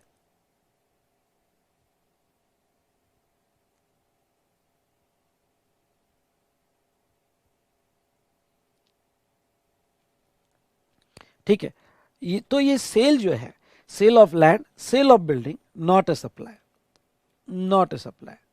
फिर एक सवाल आ जाता है, शेड्यूल 3 में तो सिर्फ लैंड एंड बिल्डिंग कवर किया हुआ है, तो बाकी अगर अदर इमूवेबल प्रॉपर्टी है, भाई अगर बीएसएनएल ने टावर सेल कर दिए जियो को, सभी इमूवेबल टावर्स, तो क्या अदर सप्लाई जो है, अदर इमूवेबल प्रॉपर्टी, उनका अगर सेल होता है तो ऐसे सिचुएशन में क्या वो सप्लाई माना जाएगा? यस। ओके, ये जो है यहां पे ये सिचुएशन में ये सप्लाई माना जाएगा, सप्लाई माना जाएगा। अभी तो फिलहाल ये इंटरप्रिटेशन आपको लेना पड़ेगा, क्योंकि उन्होंने सिर्फ लैंड एंड बिल्डिंग को एक्सक्लूड किया है। वही अगर इंटेंडेड फॉर सेल है, इंटेंडेड फॉर सेल है, अब ध्यान सुनिएगा, इंटेंडेड फॉर सेल मतलब भाई आपने बुकिंग करवा ली para 5 of schedule 2। Intended for sale मतलब आपने एडवांस बुकिंग करवा ली और एडवांस बुकिंग में आपने बिल्डिंग बेचा। अगर एडवांस बुकिंग में आपने बिल्डिंग बेचा, वो लैंड के बारे में तो बात ही नहीं करते, लेकिन एक बिल्डर है और बिल्डर एडवांस बुकिंग में वो फ्लैट बना के दे रहा है, कमर्शियल कॉम्प्लेक्स बना के दे रहा है, तो वो सप्लाई बोला जाएगा, वो सप्लाई बोला जाएगा। तो उन्होंने स्पेसिफिकली वो उसको एक्सक्लूड किया, उसे सप्लाई कहा जाएगा इंटेंडेड फॉर सेल। मतलब रेडी बिल्डिंग सेल किया तो नॉट अ सप्लाई, लेकिन इंटेंडेड फॉर सेल है तो वो सप्लाई बोला जाएगा। या कोई भी immovable property other than land and building और इंटेंडेड फॉर सेल होगा तो वो भी सप्लाई यहाँ पे बोला जाएगा। तो ये स्पेसिफिक डिस्कशन हमारा सेल और इंटेंडेड फॉर सेल के लिए है।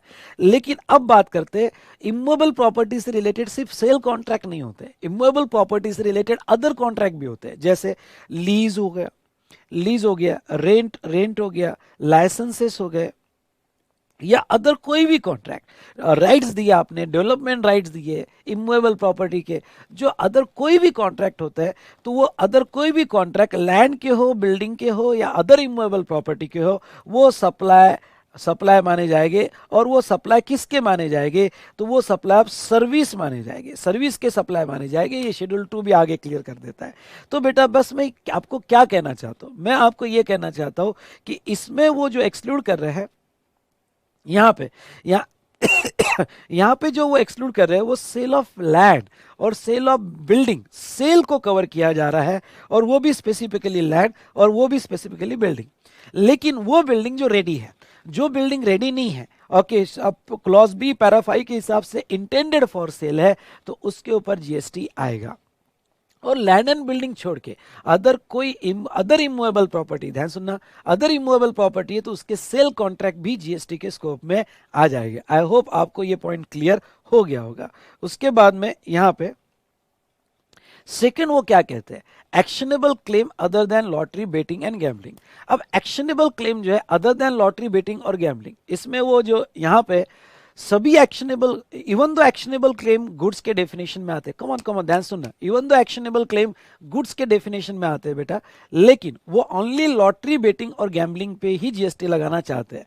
एक्शनेबल क्लेम ये छोड़ के, जैसे प्रॉमिसरी नोट हुआ, बिल ऑफ एक्सचेंज हुआ, या इसके अलावा कोई भी एक्शनेबल क्लेम है, उसके ऊपर जीएसटी नहीं आएगा, ओनली लॉटरी बेटिंग और गैम्बलिंग पे जीएसटी आएगा। Is it clear? तो ये हमने यहाँ पे 6 पैराग्राफ देखे। इसकी मेमोरी टेक्निक मैंने आपको बना के दी थी। अगर आपको इसकी मेमोरी टेक्निक याद होगी तो कैसे याद रखना, वैसे एक साथ तो आपको कभी नहीं पूछे जाएंगे कि भाई explain all the activities of schedule 3, okay, कभी नहीं पूछा जाएगा। लेकिन आपको अगर ये याद रखना है तो ये पैरास कैसे याद रखना है। तो पहला, एम्प्लॉयर और एम्प्लॉय का झगड़ा हुआ। सुनो, एक स्टोरी बनाते हैं, जिस ये स्टोरी से लिख लेना, ये स्टोरी अगर आपको लिखना होगा तो, एम्प्लॉयर एम्प्लॉय का झगड़ा हुआ, दोनों कोर्ट में गए, ये स्टोरी लाइन है, दोनों कोर्ट में गए, झगड़ा होने के बाद कोर्ट में चले गए। तो यहाँ पे ये जो है बेटा, यहाँ कोर्ट कवर हो गया, कोर्ट में केस चालू थी, एमपी एमएलए की सिफारिश ली, एमपी एमएलए की सिफारिश ली, जिसमें 3 एंट्रीज हमने देखा। पर एमपी एमएलए ने कहा ये तो कॉन्स्टिट्यूशनल पोस्ट है, हम कुछ नहीं कर सकते, कोर्ट के बीच में हम कुछ नहीं कर सकते, वो तो कॉन्स्टिट्यूशनल राइट है, आप हमारी सिफारिश लेके कोर्ट हमारी सिफारिश पे डिसीजन थोड़ी देगा। तो एम्प्लॉयर एम्प्लॉय का झगड़ा हुआ, दोनों कोर्ट में गए, एमपी एमएलए की सिफारिश ली, उन्होंने कहा कॉन्स्टिट्यूशनल पोस्ट है, हम कुछ नहीं कर सकते। लेकिन इंडिया में ऐसा सिस्टम है कि कोर्ट का डिसीजन आने के पहले हमारा 20 साल 25 साल लग जाते हैं और हम तो चले भी जाते हैं। तो कोर्ट का डिसीजन आने के पहले चल बसे, फ्यूनरल ब्यूरल चल बसे। बाद में जब डिसीजन बाद में पता चला, मतलब कोर्ट का डिसीजन आने के पहले चल बसे। ये झगड़ा लैंड एंड बिल्डिंग का था, ये झगड़ा लैंड एंड बिल्डिंग का था। जो land and building lottery betting में जीती गई थी, जो land and building lottery betting में जीती गई थी। तो ये स्टोरी एक बार फिर से, और ये स्टोरी से आपको याद हो जाएगा। यस, अदर इमूवेबल प्रॉपर्टी में माइंस, ऑयल वेल्स, ये भी आता है, ये भी आता है, बिल्कुल सही। वो बाद में बताओगा बेटा, फर्स्ट ऑक्यूपेंसी, जब मैं पैरा 5 बताऊंगा। ये स्टोरी समझ लो, एम्प्लॉयर एम्प्लॉय का झगड़ा हुआ, दोनों कोर्ट में गए, उसके बाद में एमपी एमएलए की सिफारिश ली, उन्हें कहा ये कॉन्स्टिट्यूशनल पोस्ट है, हम कुछ नहीं कर सकते। ये स्टोरी लाइन पे आपको एंट्री ज्यादा आएगी। रिजल्ट आने के पहले चल बसे, पता चला ये झगड़ा लैंड एंड बिल्डिंग का था यहाँ पे, और वो लॉटरी बेटिंग गैम्बलिंग में जीती गई थी, लॉटरी बेटिंग गैम्बलिंग में जीती गई थी। क्लियर? यस और नो? चलो अब बेटा नेक्स्ट दो एंट्री समझ लो। 7 नंबर का एंट्री, ये 7 नंबर का एंट्री क्या कहता है?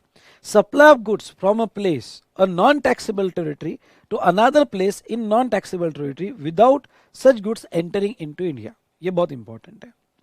जैसे आपने, ये कोई बंदा है, इसने यूएस से गुड्स खरीदा है और यूएस से डायरेक्ट जापान को ये सप्लाई कर रहा है, इंडिया का बंदा है, और यूएस से डायरेक्ट गुड्स जापान को जा रहा है, जापान को जा रहा है यूएस से, लेकिन ट्रांजैक्शन इंडिया के थ्रू हुआ है। मतलब इसने परचेस किया, पेमेंट कर दिया, और जापान के पार्टी को सेल कर दिया, जापान के पार्टी को सेल कर दिया। अब देखो, इस बंदे का इंडिया में जब प्रॉफिट एंड लॉस अकाउंट बनेगा, क्योंकि बंदा तो इंडिया का है, प्रॉफिट एंड लॉस अकाउंट बनेगा, तो इसके प्रॉफिट एंड लॉस अकाउंट में सेल, ये सेल जो है यहाँ रिकॉर्ड होगी, सेल रिकॉर्ड होगी, जो भी सेल है वो रिकॉर्ड की जाएगी, और नेक्स्ट जो भी परचेस है ये परचेस भी रिकॉर्ड की जाएगी उसके trading and profit and loss account में। अब ये सेल रिकॉर्ड होगी और ये परचेस रिकॉर्ड होगी। इंपॉर्टेंट क्या है, उसके बुक्स में तो रिकॉर्ड हो रहा है, और सेल यानी ये सप्लाई भी रिकॉर्ड हो रहा है, सप्लाई भी रिकॉर्ड हो रहा है for consideration, for consideration, okay, supply for consideration in the course of business. सब चीजें फुलफिल हो रही है। सर सब चीजें फुलफिल हो रही है तो क्या इसके ऊपर जीएसटी लगेगा?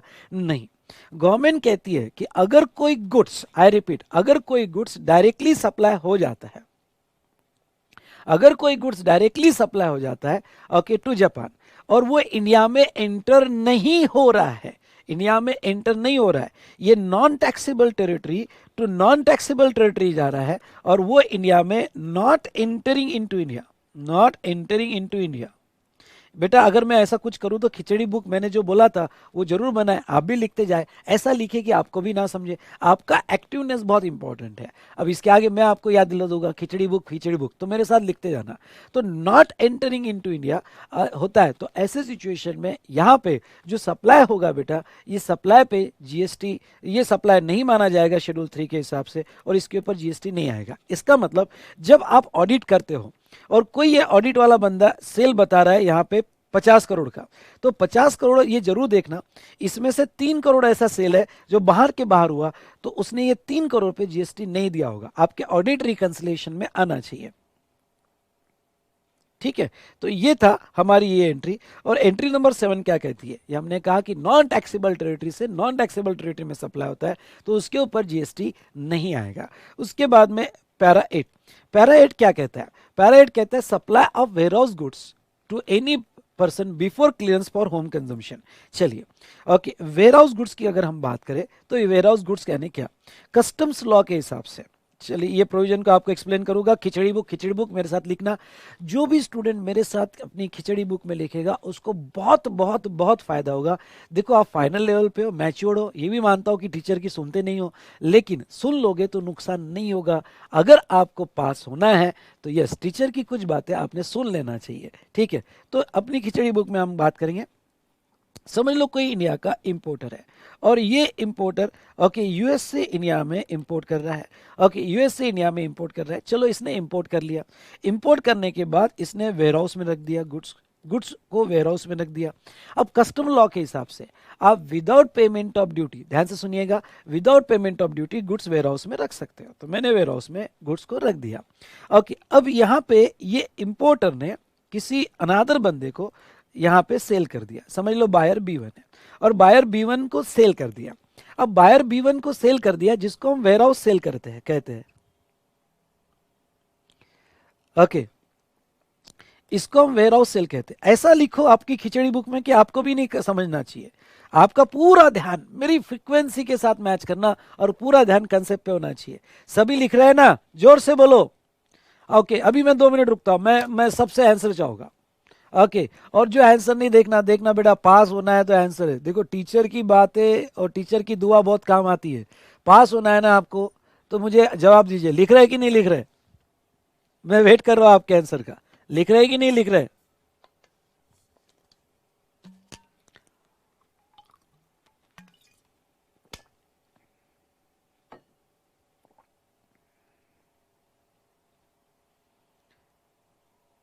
जो भी मेरे से कनेक्टेड है,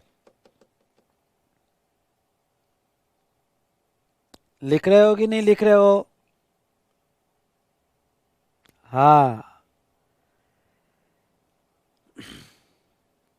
ये हुई ना बात। यस सर, ये ना, ये चैनल पे ये स्टूडेंट बहुत स्लो है। वी स्मार्ट एकेडमी के चैनल पे जो जुड़े हैं जवाब ही नहीं दे रहे। यस सर, ये हुआ ना।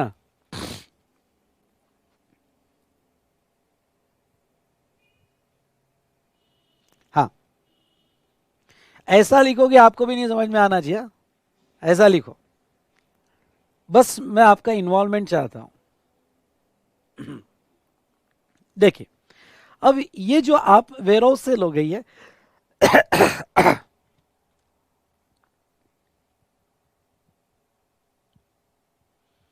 इतने लोग कनेक्टेड है, जब आप कुछ ही दे रहे हैं, नालायक को पास होना है ना। सर धमकी दे रहे हो? हाँ धमकी दे रहा हूं। सीख रहे हो मेरे से, नॉलेज ले रहे हो तो धमकी दे रहा हूं। मैं जैसा बोल रहा हूं वैसा करना पड़ेगा। तो चलिए, अब यहां पे जहां तक देखा जाए तो कस्टम लॉ के हिसाब से, इवन दो पहले वाले बंदे ने, ये पहले वाला जो बंदा है इसने बेसिकली इंपोर्ट किया हो, लेकिन कस्टम लॉ के हिसाब से जब गुड्स वेयरहाउस से क्लियर करने जाएगा तो B1 क्लियर करेगा, और B1 उसका x bond bill of entry file करेगा। तो उसका x bond bill of entry B1 file करेगा और इंपोर्टर B1 को माना जाएगा। तो इस ये गुड्स पे B1 को कस्टम लॉ के हिसाब से BCD देना है। ओके, और ACD 37 भी देना है। ACD 37 और 39 होगा तो 39 भी देना है। तो अब B1 तो ACD 31 इक्वल्स टू IGST दे ही रहा है बेटा। अब देखो सवाल B1 का नहीं है, सवाल इस इंपोर्टर का है। इस इंपोर्टर का सवाल है। इस इंपोर्टर के बुक्स में परचेस और ये हुई सेल, इसके बुक्स में, इसके प्रॉफिट एंड लॉस अकाउंट में यहाँ पे सेल भी बताई जाएगी, वेयरहाउस गुड्स की सेल भी बताई जाएगी, वेयरहाउस गुड्स की परचेस भी बताई जाएगी। अगर हाँ ये सप्लाई है, सेक्शन 7A की सभी कंडीशन फुलफिल करता है, सेल है, मेड और अग्रीड टू बी मेड है, फॉर कंसिडरेशन है, in the course of business है, सभी चीजें ये फुलफिल करता है। पर दोस्तों मुझे ये बताइए कि यहाँ पे अगर ये सेल पे IGST लगा दिया जाए, ये सेल पे यहाँ पे IGST, CGST, SGST जो भी है, सॉरी IGST नहीं बोलूंगा क्योंकि इंडिया में हुआ ट्रांजेक्शन, इसलिए इसके ऊपर CGST और SGST लगा दिया जाए, तो ये केस में B1 पे 2 बार बर्डन आ जाएगा। 2 बार कैसे?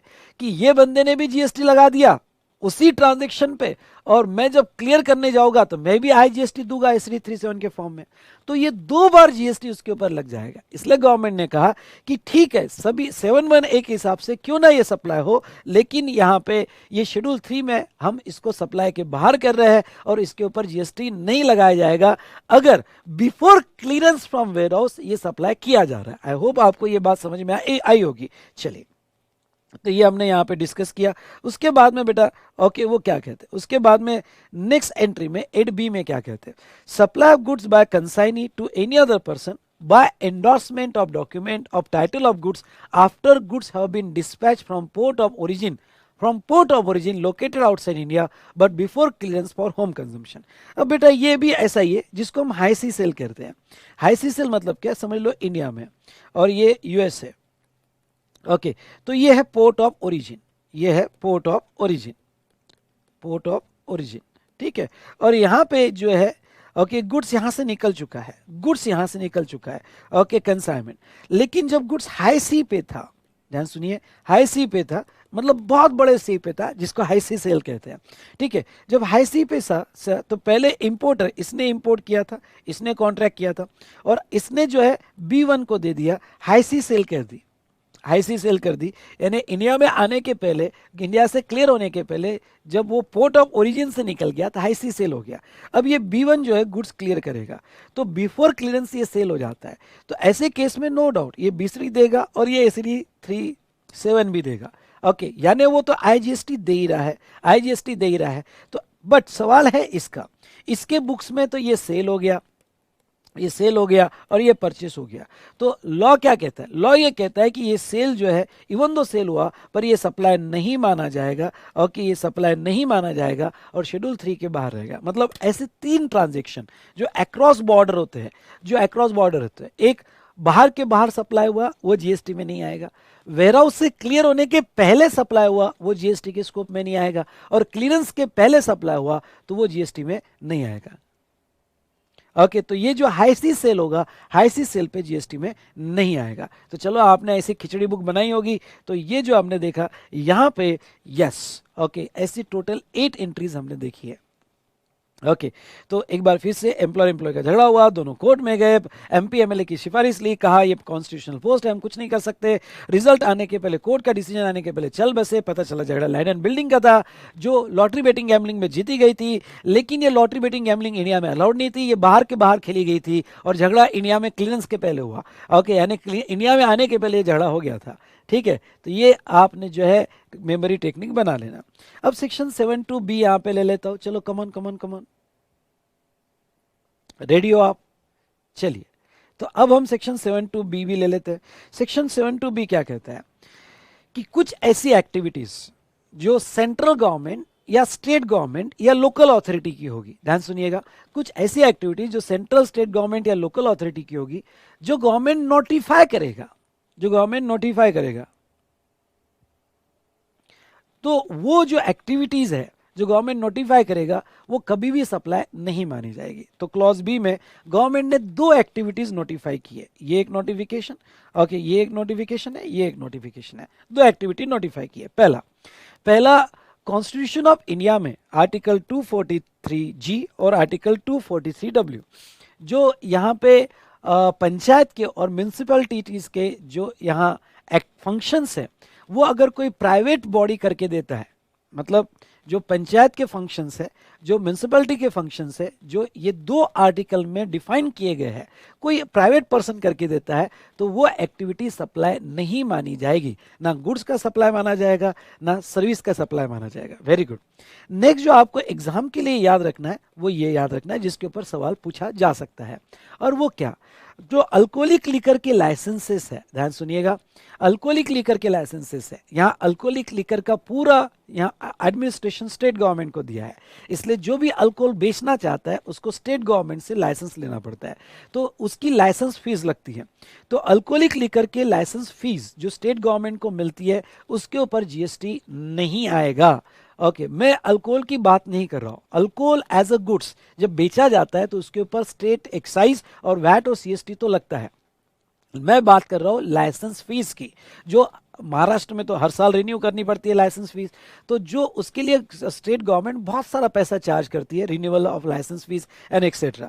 तो जो लाइसेंस फीस का पैसा स्टेट गवर्नमेंट को मिलेगा अल्कोहल के स्पेशली, उसके ऊपर जीएसटी नहीं आएगा।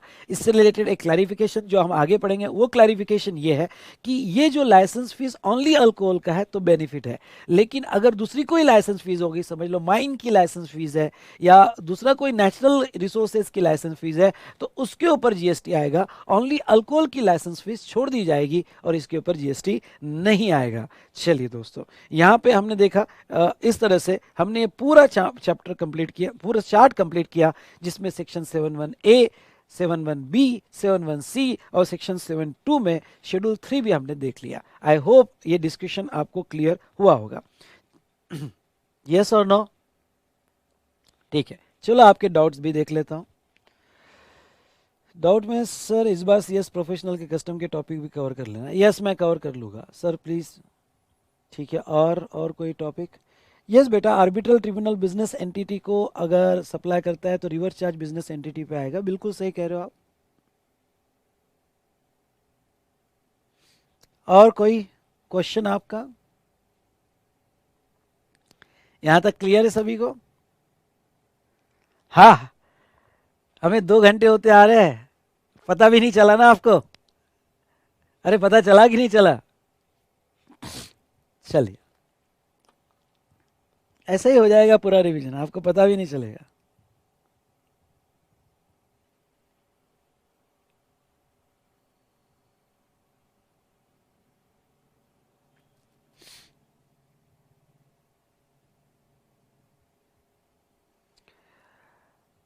एक सवाल है सर, गुड्स ट्रांसफर्ड बाय ई और ई आर विल, ई यानी क्या होता है बेटा? ई और ई आर, थोड़ा मुझे स्पेसिफाई कीजिए।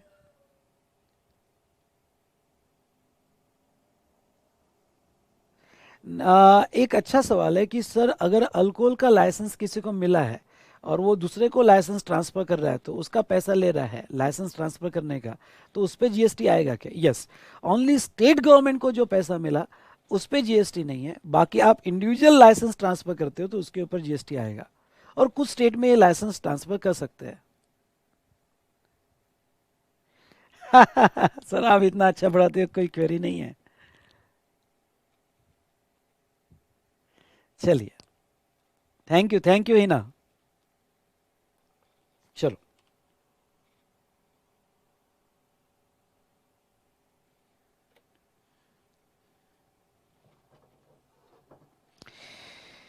चलिए तो ये जो है बेटा, अब यहाँ पे स्पेशली एम्प्लॉयर और एम्प्लॉय वाला यहाँ मैं डिस्कशन लेना चाहूँगा।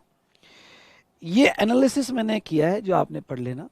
सबसे पहले तो एनालिसिस में ये पॉइंट मैं कवर करना चाहूँगा कि यहाँ पे एम्प्लॉयर ने एम्प्लॉय को कोई भी गिफ्ट दिया, गिफ्ट में गुड्स हो या सर्विसेज हो, अगर उसकी अमाउंट 50,000 से ज़्यादा है तो उसके टोटल अमाउंट पे जीएसटी आएगा। एम्प्लॉयर एम्प्लॉय रिलेटेड माने जाएंगे। कुछ यहाँ पे स्पेशल जिस डिस्कशन मैंने लिया है, रिम्बर्समेंट एक्सपेंसेस। तो यहाँ the goods procured from registered supply and if GST of the employer is quoted then treated as a supply. अब देखो यहाँ पे एक बात मैं कहना चाहूँगा कि बहुत सी बार एम्प्लॉय जो है खर्चा कर लेता है और एम्प्लॉयर उसको रिम्बर्स करता है। तो रिम्बर्समेंट में जो आप एम्प्लॉय को दे रहे हो उसके ऊपर तो जीएसटी नहीं। अगर एम्प्लॉय ने, ख्याल रखें, एम्प्लॉय ने डायरेक्ट जो है यहाँ पे एम्प्लॉयर के नाम का बिल लिया होगा, पेमेंट एम्प्लॉय ने किया पर एम्प्लॉयर के नाम का बिल लिया होगा, तो वो सिचुएशन में वो जो सप्लाई है वो एम्प्लॉयर के साथ माना जाएगा, और जो पैसा आप रिम्बर्स कर रहे हो एम्प्लॉय को उसके ऊपर जीएसटी नहीं आएगा। दूसरी बात, अलाउंसेस। जो भी एम्प्लॉयर से अलाउंसेस मिलते हैं अगर वो एम्प्लॉयमेंट कॉन्ट्रैक्ट का पार्ट है तो उसके ऊपर जीएसटी नहीं आएगा। पर जो भी अलाउंसेस मिल रहे हैं वो एम्प्लॉयमेंट कॉन्ट्रैक्ट का पार्ट नहीं है, तो 50,000 का क्राइटेरिया अप्लाई हो जाएगा। Next, deduction at the rate from salary towards the amenities provided. अब देखो, जैसे एग्जाम्पल के तौर पे मिल या कूपन या फूड जो प्रोवाइड किए जा रहे हैं और वो सैलरी से रिकवर किया जा रहा है और एम्प्लॉयमेंट कॉन्ट्रैक्ट का पार्ट नहीं है, ये बहुत इंपॉर्टेंट है कि समझ लो आपको कैंटीन के सर्विस दी जा रही है जो एम्प्लॉयमेंट कॉन्ट्रैक्ट का पार्ट नहीं है, तो ऐसे सिचुएशन में और आपका जो पैसा डिडक्ट किया आपके सैलरी से तो वो सप्लाई माना जाएगा। पर एक पॉइंट आप लिख लेना यहाँ पे कि वो एम्प्लॉयमेंट कॉन्ट्रैक्ट का पार्ट नहीं होना चाहिए। बाकी गिफ्ट के बारे में हमने देख लिया। यस बेटा, परक्विजिट वही क्राइटेरिया लगा होगा कि अगर कोई परक्विजिट्स हो गया और वो एम्प्लॉयमेंट कॉन्ट्रैक्ट का पार्ट नहीं है तो 50,000 के क्राइटेरिया पे जीएसटी आ जाएगा। लेकिन अगर कोई परक्विजिट एम्प्लॉयमेंट कॉन्ट्रैक्ट का पार्ट है तो उसके ऊपर जीएसटी नहीं आएगा। चलिए, ये डिस्कशन हमने किया है यहाँ पे।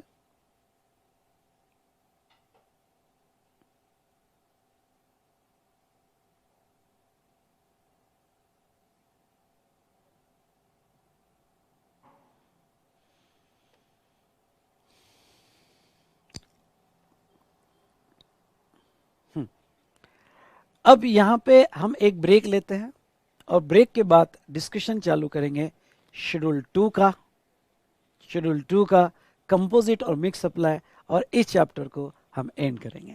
ठीक है, तो चलिए बेटा ब्रेक लेते हैं और ब्रेक के बाद डिस्कशन को कंटिन्यू करेंगे। ब्रेक 15 मिनट्स का होगा।